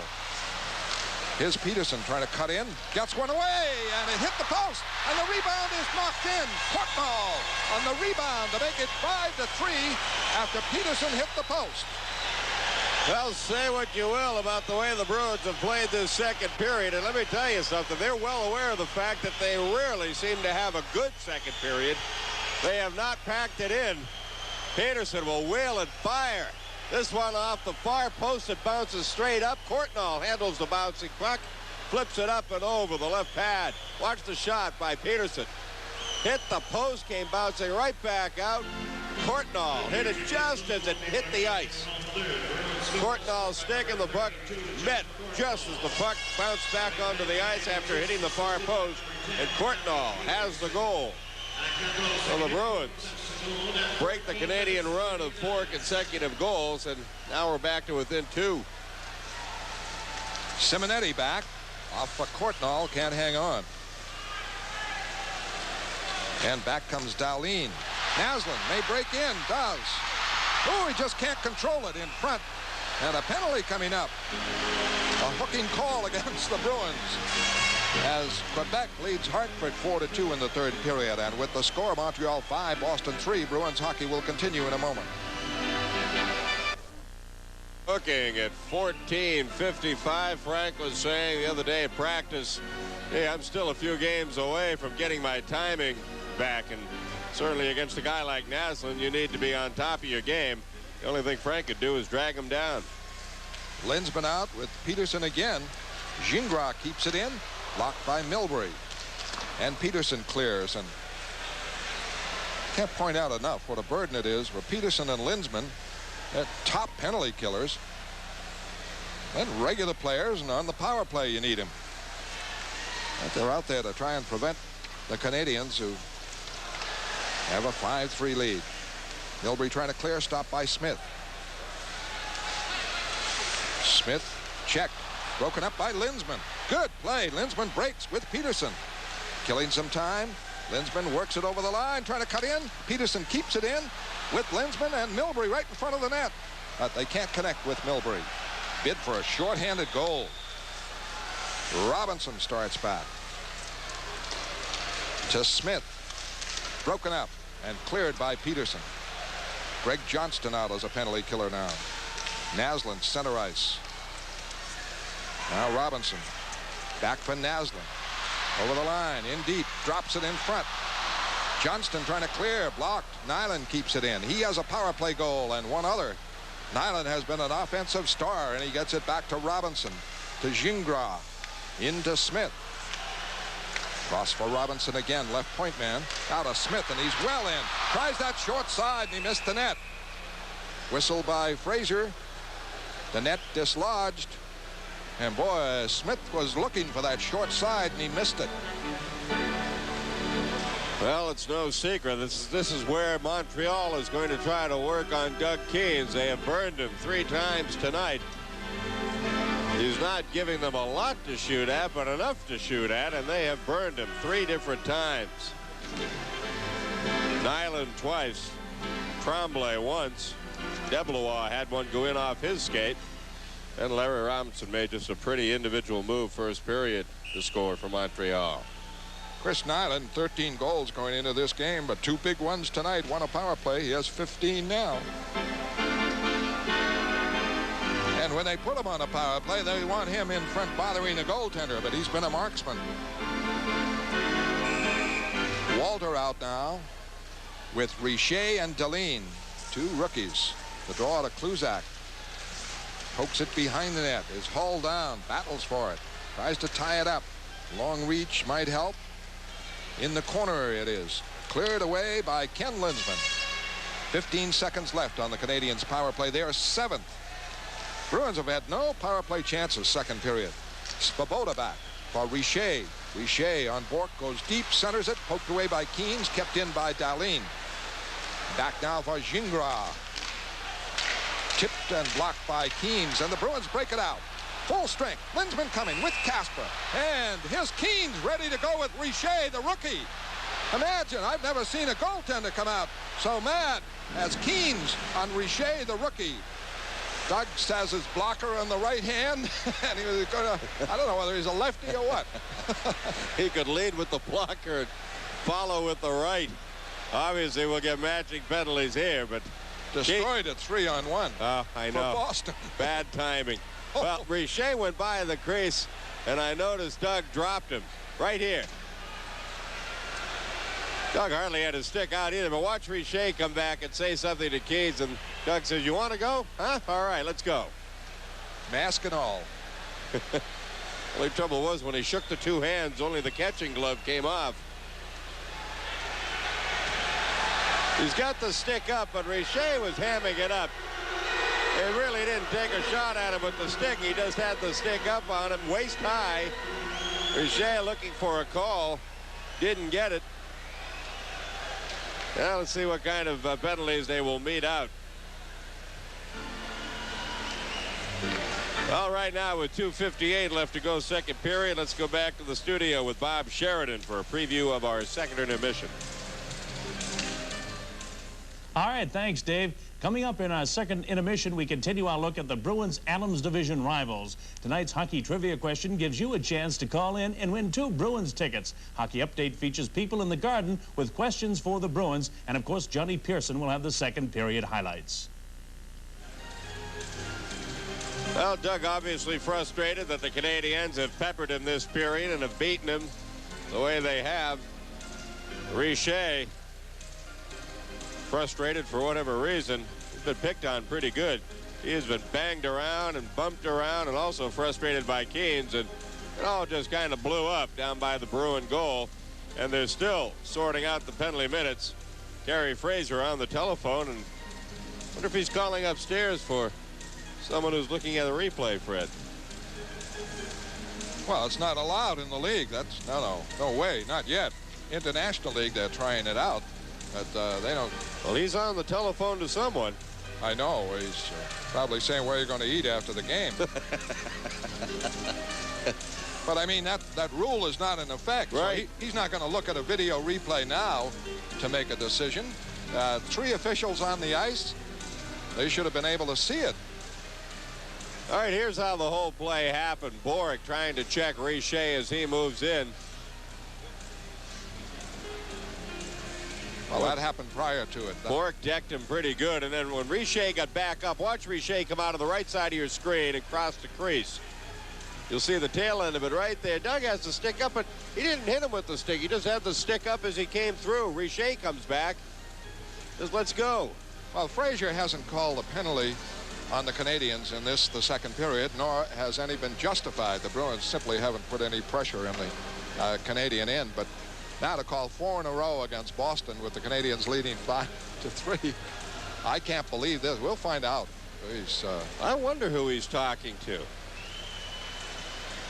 Well, there's got to be somebody here who's watching the game on monitor. There is no way he can check somebody off ice to get an opinion. It is the opinion of the referee and the 2 linesmen, period. Well, we're still waiting for the announcement. Now I guess Fraser has heard what he wants to hear. Ray Bourque, of course, lobbying for Richer to get the penalty and Keens to not be penalized. It would appear to be matching penalties, roughing calls. Unfortunately, the Bruins had a break out there. The penalty up. They had survived the penalty. And Linsman was on the move. And they had easily a 3-on-1, certainly a 2-on-1 situation. And then the jam between Keens and Richer and the whistle. And, of course, Newell for sure would have been following the play up here. And maybe no linesman could follow behind. At any rate, this is a sad situation that it takes them 5 minutes to determine a call or a non-call.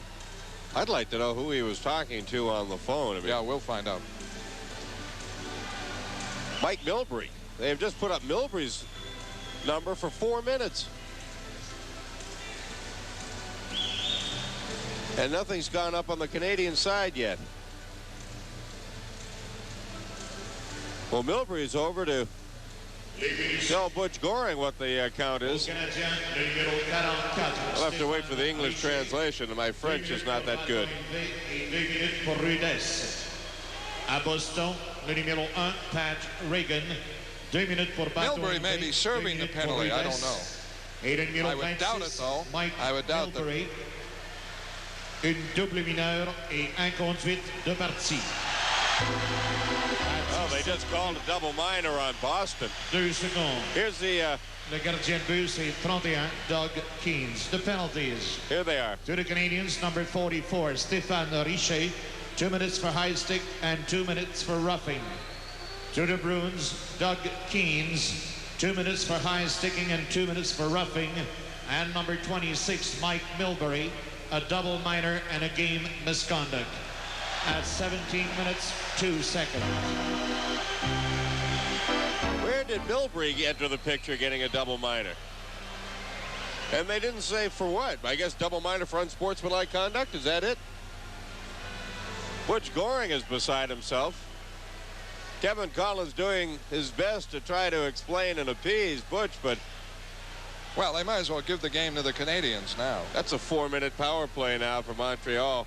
With 2:58 left here in the period. Well, all I can guess is that after there was some talk over by the scorer's table, Mike had something to say about Kerry Fraser's heritage or something to that effect, and Kerry probably told him to back off, and Mike reiterated the fact and got the double minor for unsportsmanlike and then got the heave-ho. Well, he certainly wasn't involved in the battle between Richer and Keynes. Totally unrelated. And Fraser must, on the phone, we'll find out just what restaurant he was calling. Calling home to follow up on Mike's suggestion. Hey, is that true what he said about our family? He has now, the Bruins, 3, 4, 5 minutes. Hockey Night in Canada doesn't know either. Nope. Nobody knows. I've got a secret. Stay tuned for the intermission. We'll try and find out. Milbury tossed out of the game to boot, a game misconduct. Well, Pacine and Reed will serve the 2 different minors.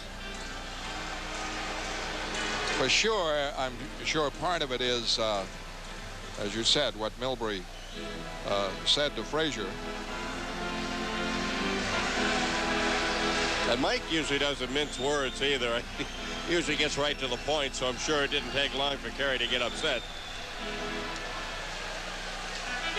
This is 5 straight penalties against the Boston Bruins in the second period. Now, only one of them backfired on the second Chris Nyland goal. The other Canadian scores came with the teams at even strength. But that has been devastating to the Boston offense, which has wound up with 3 shots so far with 3 minutes left in the second period. And the Canadians have had 12. At a break in the action, let's pause for station identification. This is TV 38, WSBK TV, Boston.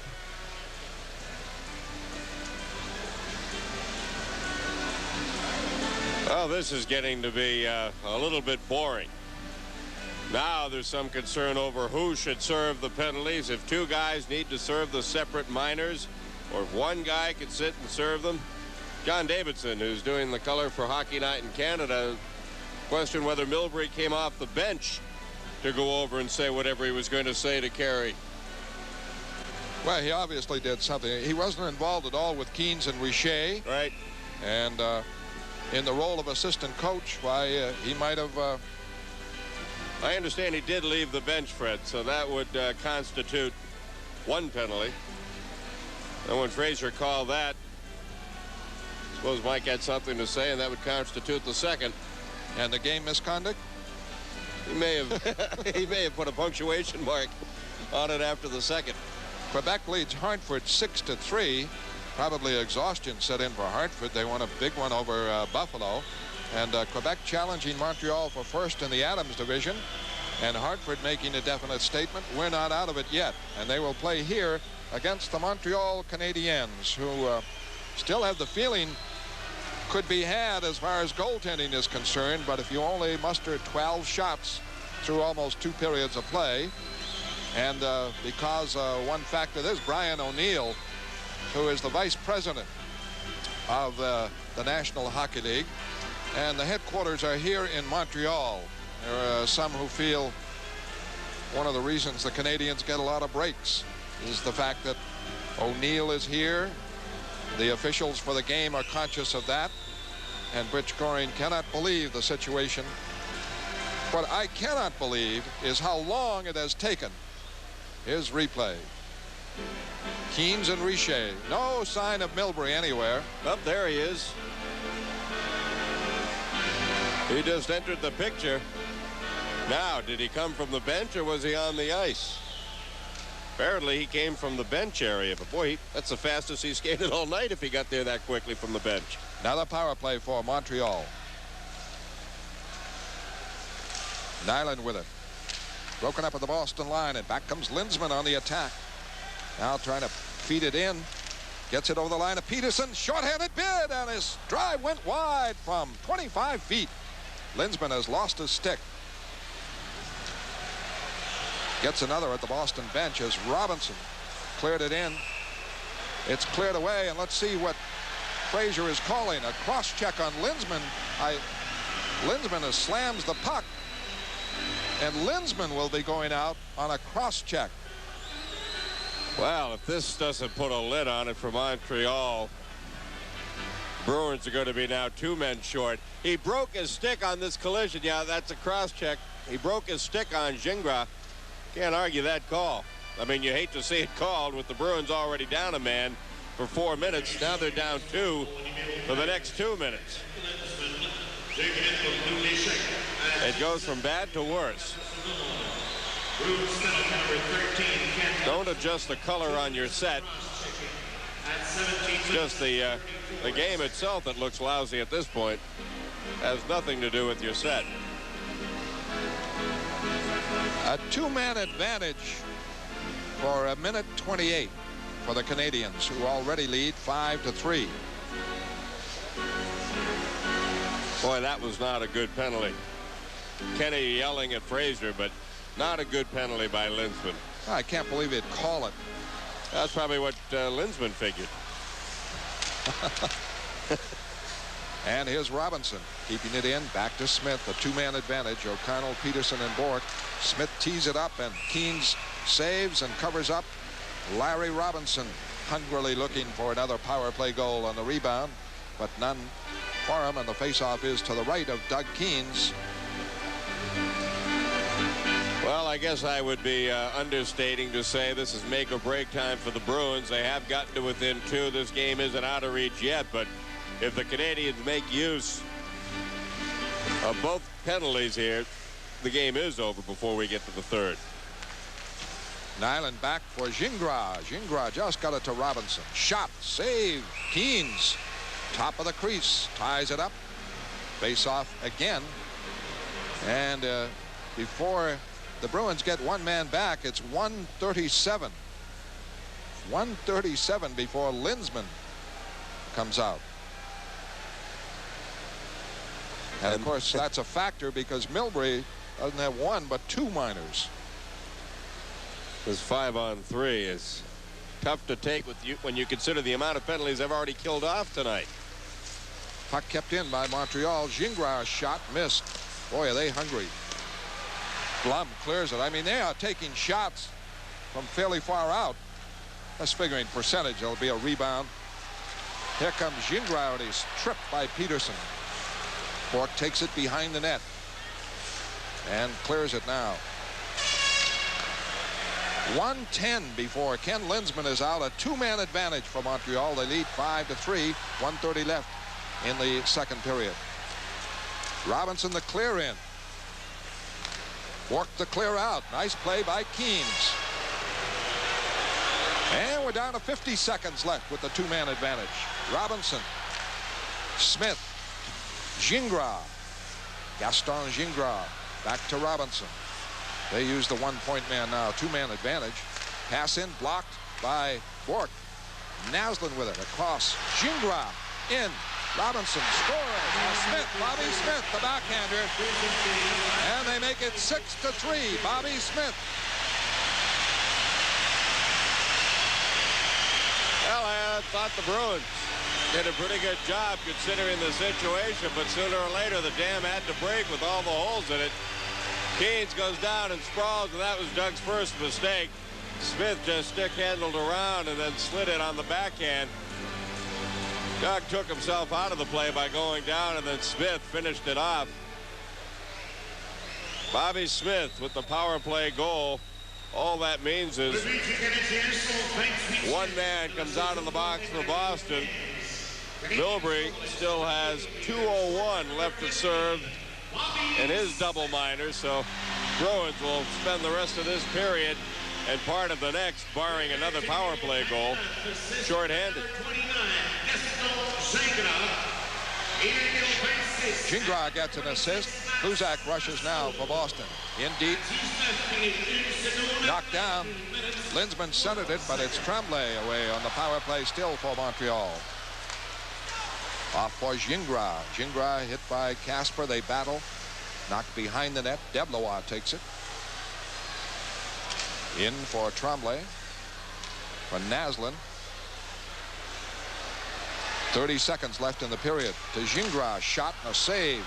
Rebound, and Keynes is able to jam it up, and he's taking a physical beating now. And Tremblay is tripped accidentally by Collins, the linesman, as he is ready to go at John Blum.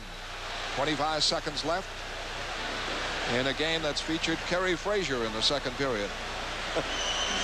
Hey, Mario Tremblay, he's the first one I've ever seen throw gloves and himself down before trying to get into a fracas. Keynes makes the save. Deblois knocked down by Blum, and then Blum gives a shot to Tremblay.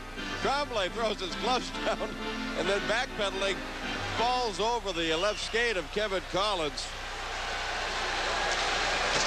Blum gave him a shot, and I think Fraser is going to just make a call on Mario Tremblay and not on John Blum, which is a break. Maybe carrying a tired of calling penalties against the Bruins. I don't know. I can't believe John doesn't get a matching call. He instigated Tremblay's reaction. Mario's just kind of hanging around saying, well, is there a rebound here? And all of a sudden, boom. John gives him a forearm on the chest, and Tremblay goes out. Montreal Canadiens, 2 goals by Chris Nyland, 1 a power play, and they're in front 6-3. 25 seconds left in the second period. Well, if that isn't refereeing by the scoreboard, I don't know what is. Fraser must feel badly that the Bruins have given up 5 goals here in this period. A lot of it has to do with the power play, so he calls Tremblay. But no power play yet. Each team short a man. Walk back over the line. Crowder in. Couldn't set up Lindsman. Lindsman couldn't quite reach it. Canadians work it out. Smith coming on O'Connell. Gets the shot away, and Keynes blocks it. And that ends the period.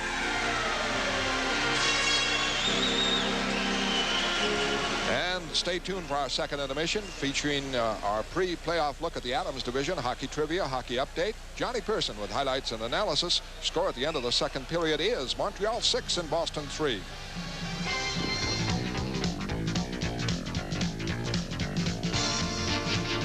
Period.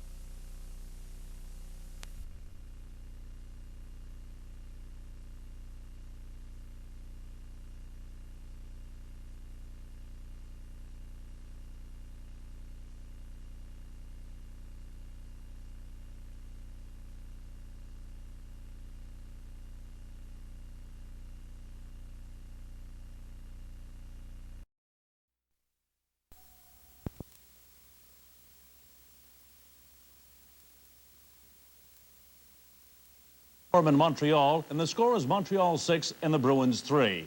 Well, in just a couple of minutes, we'll give you a chance to win 2 Bruins tickets as we play hockey trivia. But now let's continue with our look at the Bruins' rivals in the Adams. Another victory to its string and became just, I should say, continued to be the nemesis of the Bruins. Well, right now it's 6-3 is the score at the end of 2 periods of play up in Montreal with the Canadiens on top. Right now, it's time for tonight's hockey trivia question. And if you want to be eligible for our grand prize drawing, write the correct answer to tonight's question on a postcard and send it to Hockey Trivia, WSBK TV 38, P.O. Box 380, Boston, Mass. 02135. And if you want to be the winner of 2 tickets to a Bruins home game, be the first caller with the correct answer at 617-931-1038. Now, here's tonight's hockey trivia question.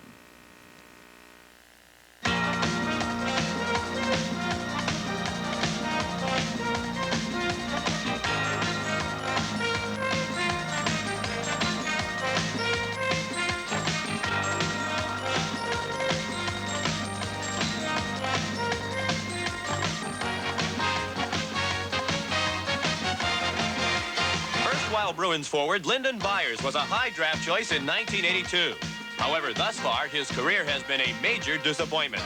Byers does come in for some notoriety since he was a leap year baby, having been born on that oddball date of February 29th. But Byers was not the first NHL player to be born on that strange day. Can you name the former Montreal Canadiens great who was the first NHL player born on the leap year date of February 29th? If you're confident up north, raise your hand. If you're confident, Dixie.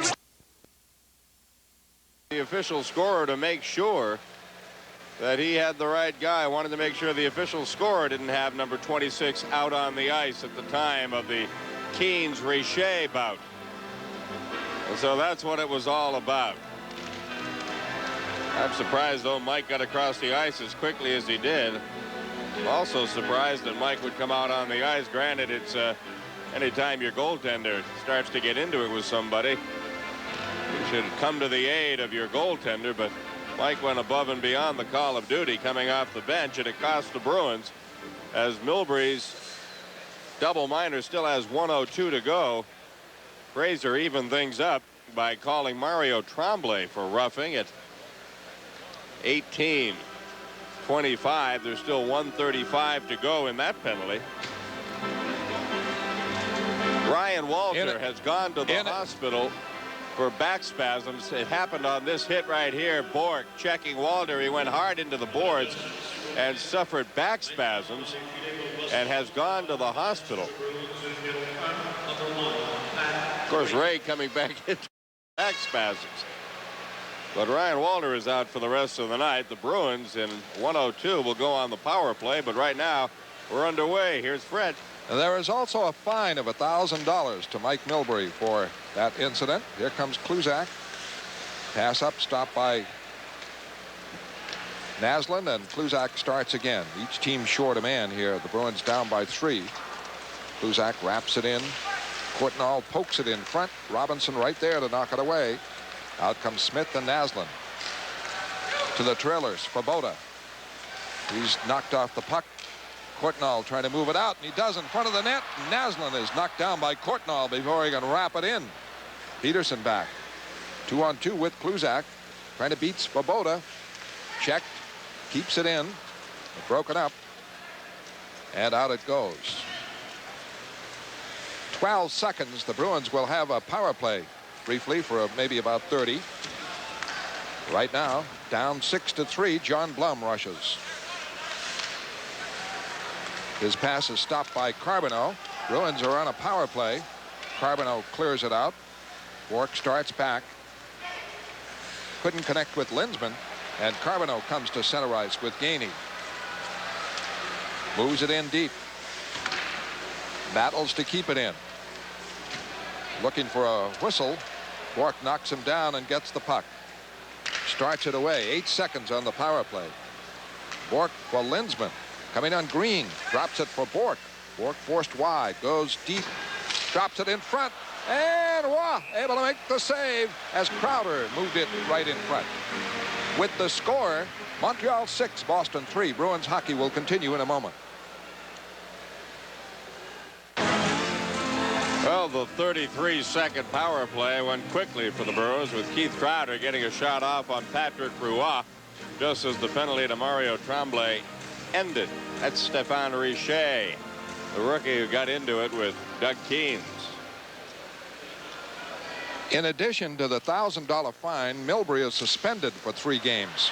Miller, a shot blocked, and the Canadians break it out. Simonetti stops it on McPhee. The follow-up, though, by Carbonneau. Lawler with it now. It's pass stopped by Simonetti. Simonetti to Miller. Miller clearing in. Green there first. Checked. Fought for. Deflects in the stands. And Miller starts to go with, could be, no, it's not McPhee. Rooney just renewing their acquaintance from the second period. Just as I spotted Rooney as Miller came across the blue line, I said, gee, they're back out on the ice. I wonder if they'll go. Well, Nyland's a scorer now, so Rooney figures I got to fight to stay with this team. And right there, he didn't look like that good a fighter. No, it didn't look like he really wanted to go at the time. Miller decided to put a hit on him, and as soon as Rooney saw who it was, the gloves went down. More of a wrestling match, although Rooney was able to get Miller's helmet off. And with the score, Montreal 6, Boston 3. Let's pause for this message. Well, the announcement hasn't been made yet, although they're making it now. Steve Rooney and Jay Miller. They're both getting 5 minutes for fighting. Not much of a brawl, but I guess enough punches thrown to warrant a fighting call. And Riggin is in the Boston goal. He made the change. Pat Riggin replaced Keynes at the start of the 3rd period. As we're now a couple of minutes into that period. And the draw goes to Kluzak. Puts it on net. Block. Reed has it in the corner in front. Shot by Casper wide. Tough angle. Simonetti a shot. And it's blocked by Roy with Reed screening. Bruins putting their best attack on. But Deblois able to clear it out. Kluzak right back for Marquardt. Marquardt can't handle it. And it's cleared away by Lawler for McPhee with Deblois.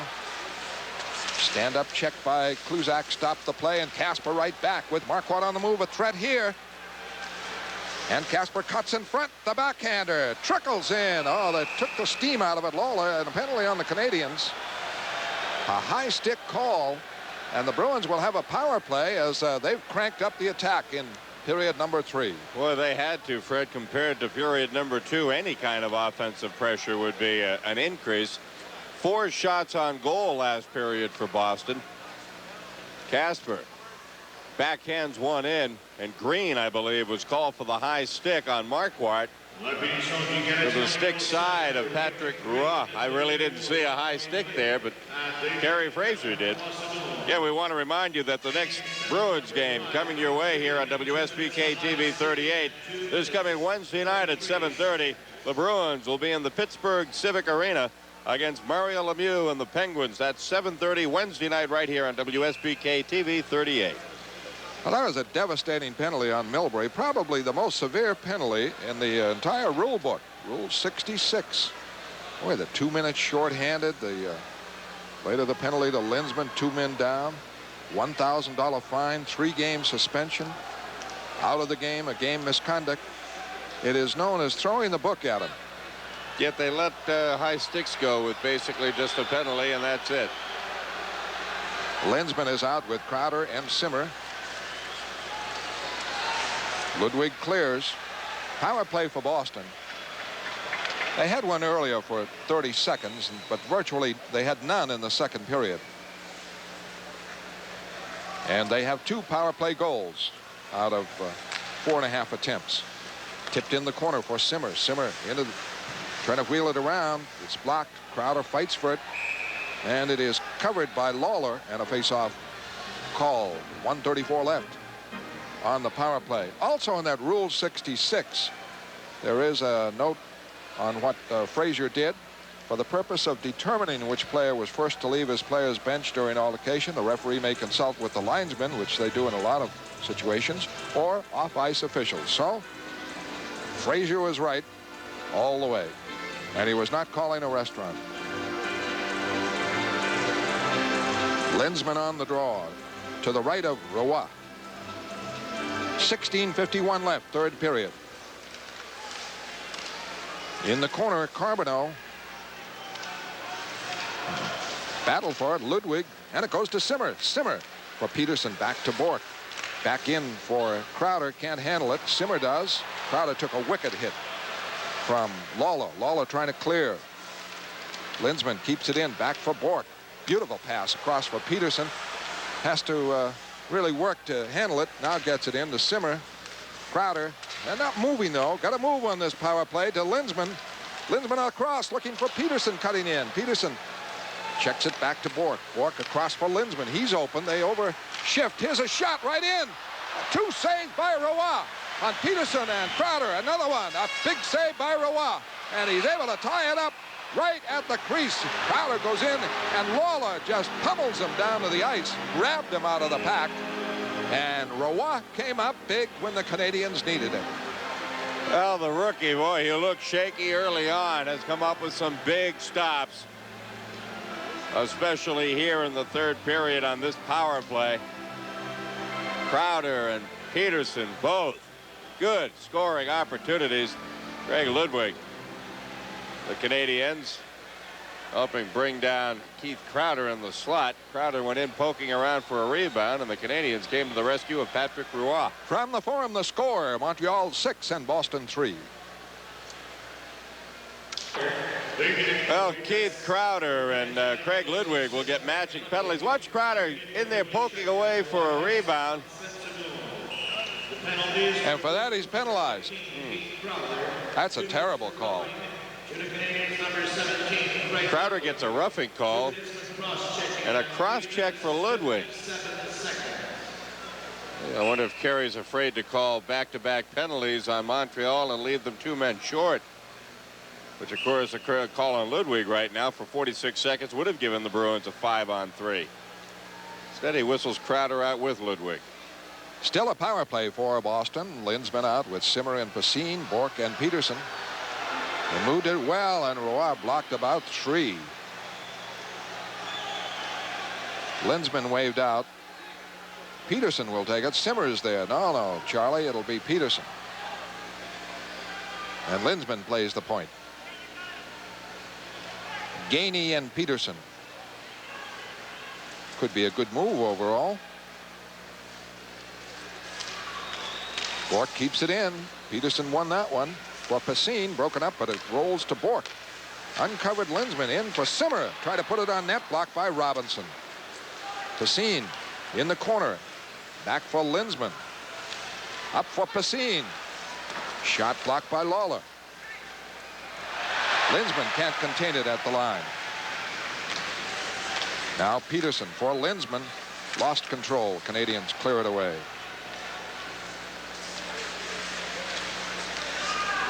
Pass to Bork is behind him, and the penalty is almost up. Peterson for Lindsman over the line, bearing right in, drops it off for Simmer into the corner. He put it on net, knocked away. Bork moves in deep, penalty is up. Bork back at the line, holding, puts it in, and it's blocked in front. And a whistle by John D'Amico, and a face-off call. You're watching Bruins hockey from the Forum in Montreal. O'Connell away to Casper over the line with Reed. Casper the shot. Roy way out, blocked it nicely. Reed in deep, checked. Casper has it behind the net. Trying to make a play in front, forced to the corner. Comes out of the corner with a good move. And his pass to O'Connell flies into center ice. Riggin, who replaced Keynes after the first 2 periods, moves it up, and the Bruins pass is called. Well, no, that's Frazier calling a cross-checking penalty on the Canadians, I believe, and third period action will continue from the Forum in a moment.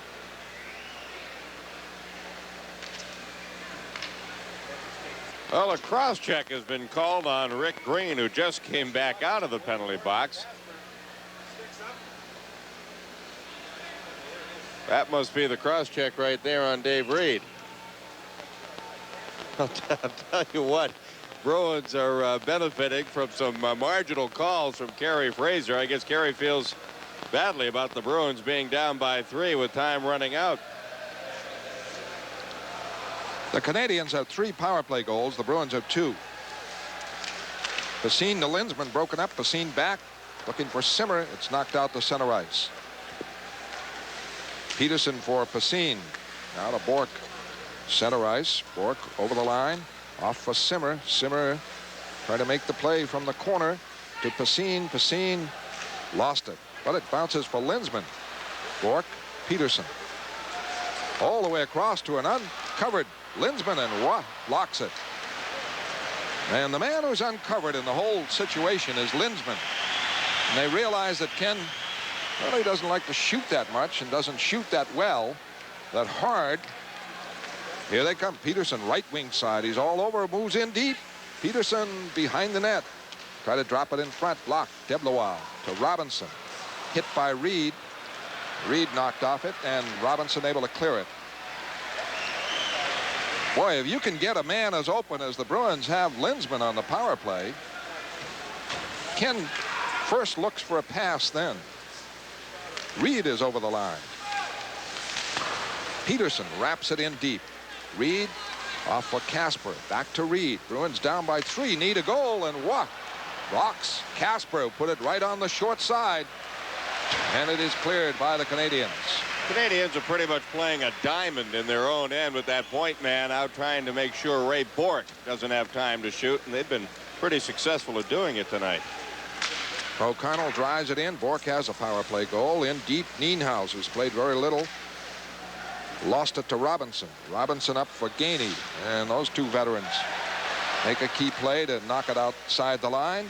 7 seconds on the power play. Bork over the line. In front, Reed couldn't put the shot on. Bork gets it again. Back to O'Connell. Screen shot blocked. Breaking Gainey. Full strength, the Canadians. Green coming up. And the shot is wide of Riggin. Back comes Nienhaus. 3-on-2 to Lindsman. Over the line. Lindsman for Nienhaus. And he's broken up by Green before he got the shot away. Naslund back. In deep for Green. Pass in front, skated off by Simmer to Kluzak. Leads the charge. Over the line. Checked by Gingras, goes to the corner, tries to center it, blocked. Simmer fights for it in deep. Naslund gets it. Off for Gingras. Gingras trying to clear, and he does. 11:43 left, third period. 6-3 Montreal. 3 power play goals by the Canadians. And Quebec beat Hartford 6-3 tonight. Kluzak starts it out. Up for Peterson. Tipped in on Roy. And he clears it away to Dahlin. Offside Smith. Face off outside the Boston line.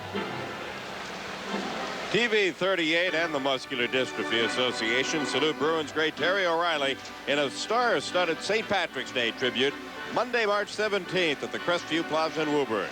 For tickets, call 777-0333 during regular business hours. Well, Fred, I think it's a pretty good thing that the Nordiques did beat the Whalers. The way things are going here tonight, the way things have been going lately, probably just as well that the Bruins get some help with dropping the Whalers and the Sabres lower than looking at trying to bring the Nordiques and Canadiens back to them. Right now, Hartford poses the threat of catching Boston along with Buffalo. Richer trying to bring it in. Deblois offside. 11:11 left third period. 6-3 Montreal. Other games, New Jersey beat Philadelphia 7-3. Toronto leading Chicago 4-3. That's an interesting matchup, Fred, that Toronto-Chicago. Toronto has given the Blackhawks fits all season long. Wouldn't that be something to see them play in the opening round of the playoffs? The Leafs have struggled all year long. They could very well move to the second round of the playoffs. Deblois, Montreal, checked by Casper. O'Connell trying to keep it in. Pokes it deep, but Gingras is there. And this might be icing. Racing is Bork. They wave it off. Marquardt starts it out. Center ice stopped by Deblois. Off for Tremblay. Tremblay broken up by O'Connell. Had a good break for Casper. Good chance here with Marquardt. Looked offside. Johnston moving. Can't get the return pass in front from Marquardt. Canadians come back. Gingras, long one. That might be the first that Riggin has blocked, replacing Keynes at the start of the third period. Johnston the clear in. Smith starts back. Oh, he's wrapped by Kluzak. Shell Dahlin is wrapped by Simmer, and his shot deflects into the stands. You're right, Fred. It is the first shot that the Canadiens have had on Pat Riggin since he replaced Keynes. After totally dominating Boston in the second period, outshooting the Bruins 17-4. This shot by Gingras dipping, and Riggin had to battle it.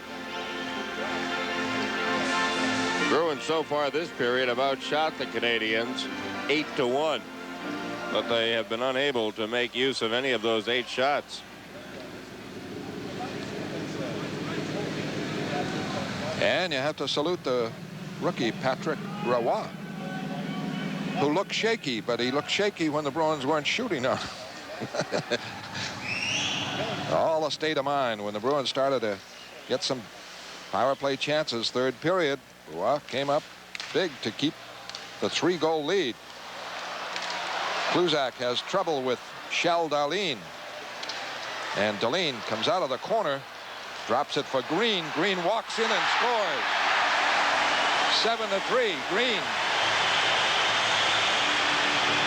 Well, it has been something that has plagued the Bruins, especially in divisional games. When a team puts the heat on and they have trouble moving it out of their zone, it just snowballs. Here, Dahlin walks out, avoids a check, sets up Green, and look at how open Green is. Mike McPhee sitting right in Pat Riggin's lap, setting up a screen for Rick Green. Kluzak failed to clear the zone. Dahlin makes the play, and Riggin never ever saw it until the red light went on. Boy, everybody's getting into the act tonight for Montreal. Such prolific goal scorers as Chris Nyland, Mario Tremblay, and now Rick Green is second of the year. Kluzak starting out for Linsman. Linsman for Kluzak. Over the line. Cuts right in. And can't get the shot away, but Blum keeps the puck in at the line, and now Lawler takes over. Out for Nyland. For Carbonneau. The pass goes behind Nyland, and back comes Crowder with Simmer. Looking for Linsman. Kept in by Simonetti. The feed in deep. Carbonneau there. Bounces weirdly off in front for Linsman. A shot. Screen shot, and Roy made the save. Crowder fights to keep it in. Hit by Green. Simmer, Linsman over there, and the puck is tied up for a face-off. And we're in the third period, and the score, Montreal 7 and Boston 3. Peterson on the draw with Stéphane Richer, rookie for the Canadiens. Gingras with it in front of the net. Peterson failed to put it home. Oh, had a great chance. Gingras broken up. Peterson keeps it in the corner, centers it, knocked away now by Ludwig. Gingras not noted for his defensive work, and the Bruins almost made it pay off there with some good forechecking in front. Roy came up with the stop. Svoboda breaks it up at the Montreal line, and winding up is Richer as the Canadiens in front 7-3. Bruins power play 2 for 6. 2 for 6.5. You want to be accurate. Simonetti checked by Richer. Wraps it up for Pacine. Out now to Courtnall, who has a goal. Courtnall clearing in. But it's fed around for Tremblay. Center ice intercepted by Casper. Kluzak to O'Connell. A lead for Courtnall, too far. And Gingras takes over with 7:40 left in the third period. Naslin overskated it as he started to break away. A bouncing puck, and Miller back, right wing side. The shot blocked by Green. Marquardt, Casper trying to keep it in. Gingras able to get possession. And he can maneuver, and he got that one out of traffic. Gets a cheer. And Naslund breaks right for the net. Save Riggin. Covered up by O'Connell. Boy, Naslund 20 feet in front. Leading scorer. And Riggin saved. Boy, Mats Naslund has been fairly quiet tonight, but all of a sudden, there he is staring right down the slot at Pat Riggin. Good shift by Naslund. All alone. Hard drive. Save Riggin. O'Connell covers up for the save. 7:08 left to go. We get another look at it. Almost 8-3. Well, good thing for the Bruins. They have 3 days off before their next game, which is in Pittsburgh Wednesday night. You'll see it here on TV 38. They'll have to regroup. In deep. Bork intercepts. Starts it away for Boston to Lindsman. Lindsman drops it in. A shot on Roy, actually. Kept in by Blum, right point. Around the boards, Simmer. Crowder go for it. Lawler and Crowder. Now Bork is in deep in front. Simmer trying to get a handle. Couldn't do it. And Ludwig knocks it away. Blum winding up for Bork. To John Blum again.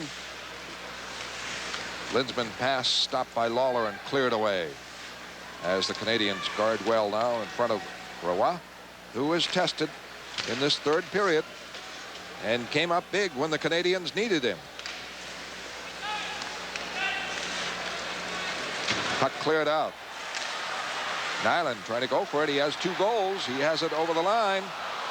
Drops a pass across, and Nienhuis skates it out with Reed. Nienhuis over the line. Broken up by Green. And right back comes Shell Dahlin. Top candidate, Rookie of the Year. That showed why. Gets it back for Green. His shot blocked. Bounces in front. Nienhuis lost it to Richer. Spills Richer, who clears it in deep to Dahlin. Dahlin to Richer. Back to Dahlin. And Rooney is in front of the net. Can't get it. Bruins. Johnston starts it back. Away to Nienhuis. Nienhuis. Ooh, that stunned Roy. He missed it and hit him on the mask as a long shot by Nienhuis with the score. Montreal 7, Boston 3. Bruins hockey will continue in a moment.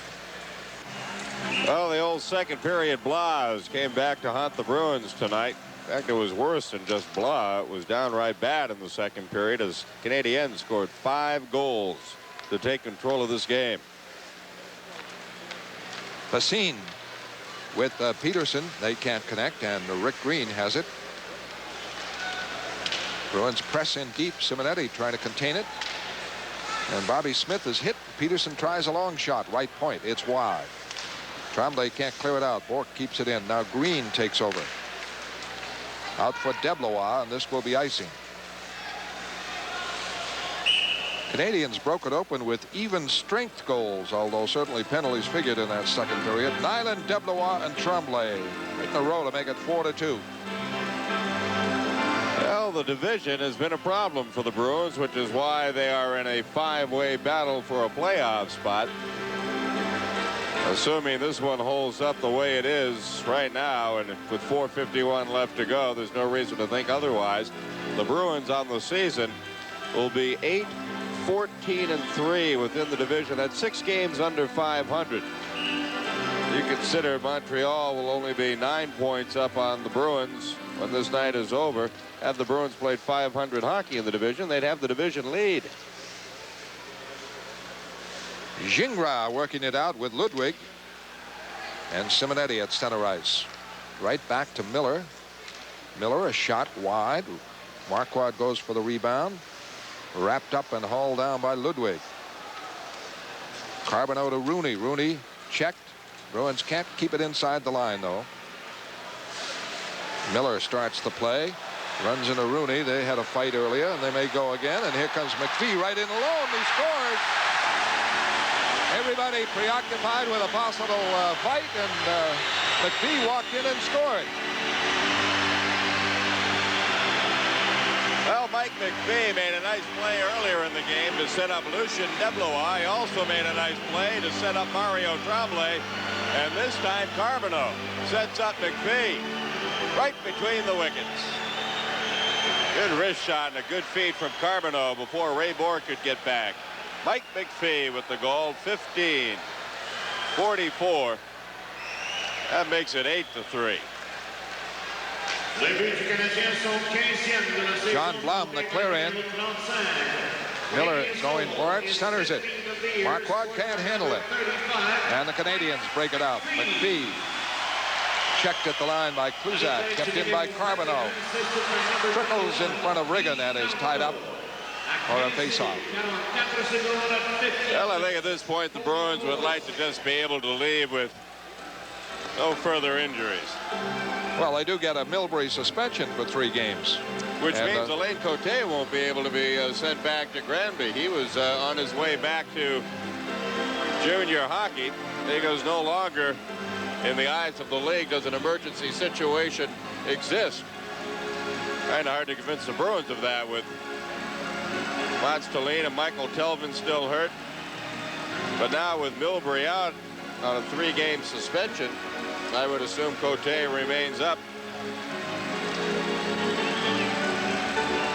3:56 left in the 3rd period. 8-3 Montreal. They broke it open in the 2nd period.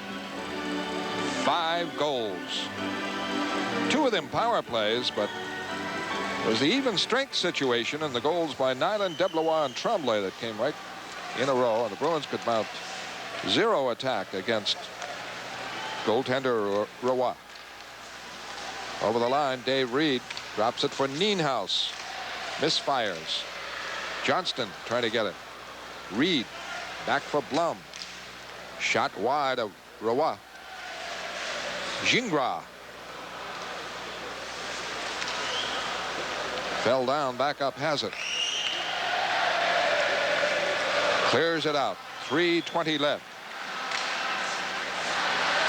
And Richer winding up now for the Canadians.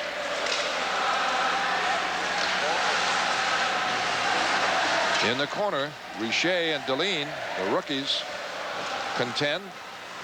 And Naslund on. Back for Gingras. Tees it up and it's blocked. Johnston clears it out. And Blum, Kluzak, and Richer all tangled up. Boy, John Blum gave Richer a wicked shot, Fred, and Kerry Fraser got a full eyeball of it. And I would tend to think that Blum will get the penalty and Richer will go without. Break in the action. Let's pause for station identification. This is TV 38, WSBK-TV, Boston. Well, we're back. John Blum got a roughing call. 17:02, the time of the penalty, and I guess it's only right that the Bruins finish up the night shorthanded. They seem to have played most of the night shorthanded.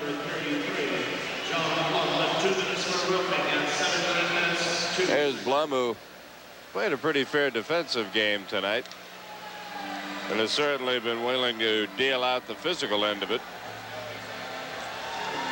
But right now the Bruins would just like to get this thing over with. Let's get the heck out of Montreal. The unfortunate part is the Bruins have gone 0 for 4 in the Forum this year, and you have to wonder if these two teams meet in the playoffs, assuming now that Boston plays well enough through the last 4 weeks to get there.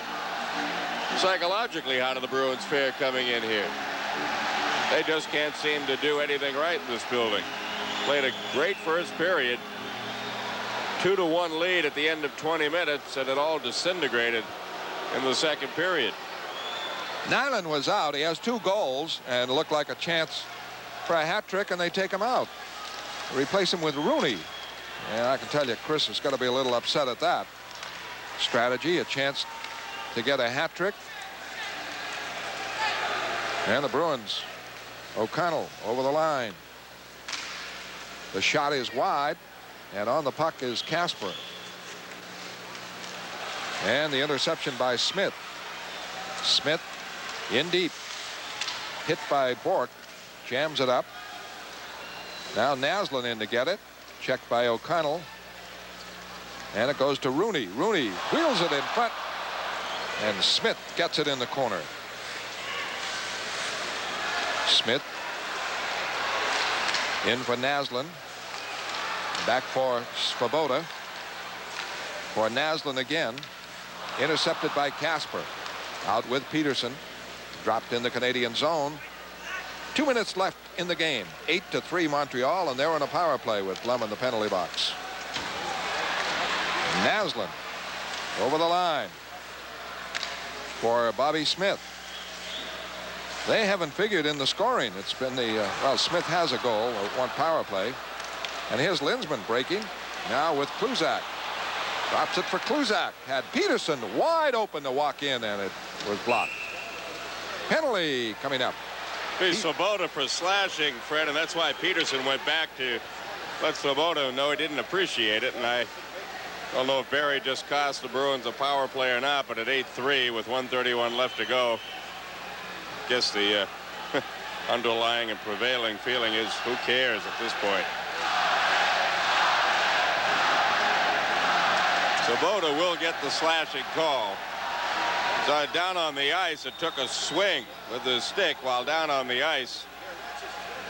This is it right here. He goes down. Right there, he takes a swipe. Peterson saw it. It wasn't on him, but Peterson saw it, went over to let Svoboda, didn't care for that maneuver. And Svoboda will get the penalty. Now the question is, does Peterson get anything for going over? Yeah, apparently so. Barry's headed for the dressing room. On the scoreboard, St. Louis in front of Vancouver 6-2 third period. Winnipeg beat Minnesota 4-2. Here's Peterson going over to get Svoboda. So they didn't post anything, so it'll be matching penalties. I don't know if they give a high stick or a rough to Peterson, but it'll be a slash to Svoboda. Well, they gave Svoboda an extra too, so it's 2 minutes for slashing and 2 minutes for roughing for Svoboda, and 2 minutes for roughing for Peterson. So in 33 seconds, the Bruins will go on the power play and play with the man advantage for the last minute of the game. Quebec beat Hartford 6-3. Washington topped the Islanders 6-2. New Jersey 7, Philadelphia 3, Toronto 4, Chicago 3. Toronto beat Chicago again. How about that? And St. Louis is leading Vancouver 6-2, so the Blues are going to be just 2 points out of first in the Norris division. And Minnesota, after losing today, will remain 5 points out of first, so the Blues making a charge at Chicago. How do you figure Toronto just owns the Blackhawks this season? Power play for the Bruins. 1:30 left in the game. Simonetti and Kluzak are on in the power play, and it's up for Courtnall, who has a goal, a shot, and a left pad save by Roy. Puck kept in by Simonetti. Now he lost it to Ludwig. Out for Carbonneau. Up for McPhee. And McPhee able to control it for Ludwig, who drops it in the zone. Back is Simonetti, and a minute left. Bruins led 2-1 at the end of the first period, but then disaster. Kluzak over the line. Courtnall clears it in. Around the boards, kept in by Crowder. Linsman. Courtnall in deep. Linsman fighting for it on the boards. Canadians trying to clear it out. 34 seconds left. Carbonneau gets it and clears. And back goes Ray Bourque. He has one of the 3 Boston scorers. In the center ice, bouncing puck, O'Connell over the line, checked. Ludwig clears. Pat Riggin, back foot. He replaced Keynes after 2 periods of play. Canadians led 6-3, and they scored 2 in this period, and that's it. That is the game. Oh, the Canadians invincible against Boston at the Forum. And the same two teams will meet at Boston Garden on Thursday night. So they salute Roy, who came up strong enough in the third period to keep Boston at bay. Final score, Montreal 8, Boston 3. Bruins hockey will continue in a moment.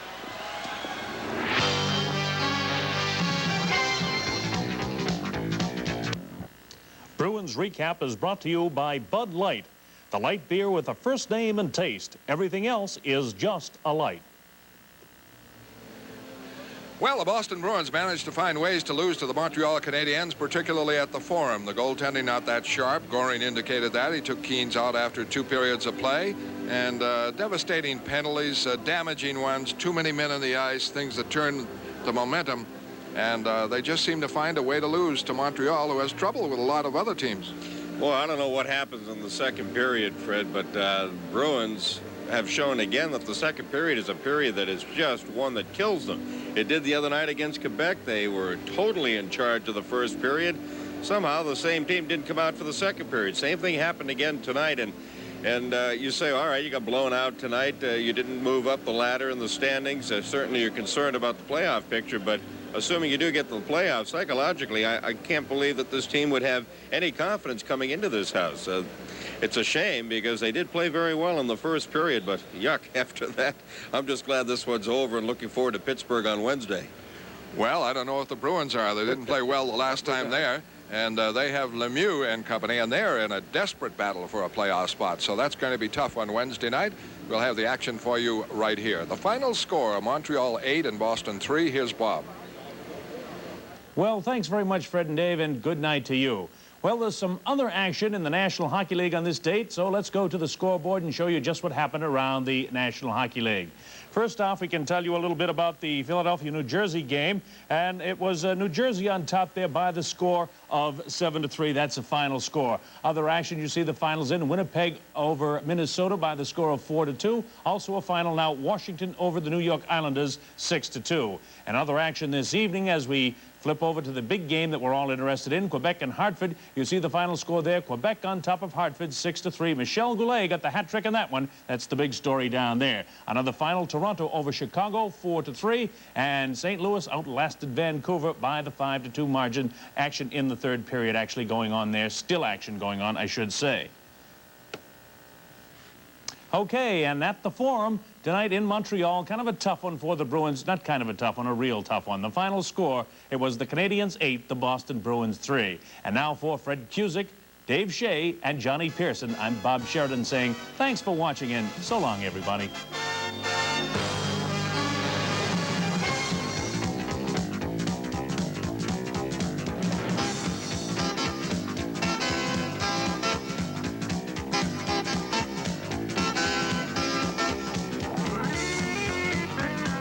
Tonight's game has been brought to you in part by the people of Eastern Airlines. They earn their wings every day.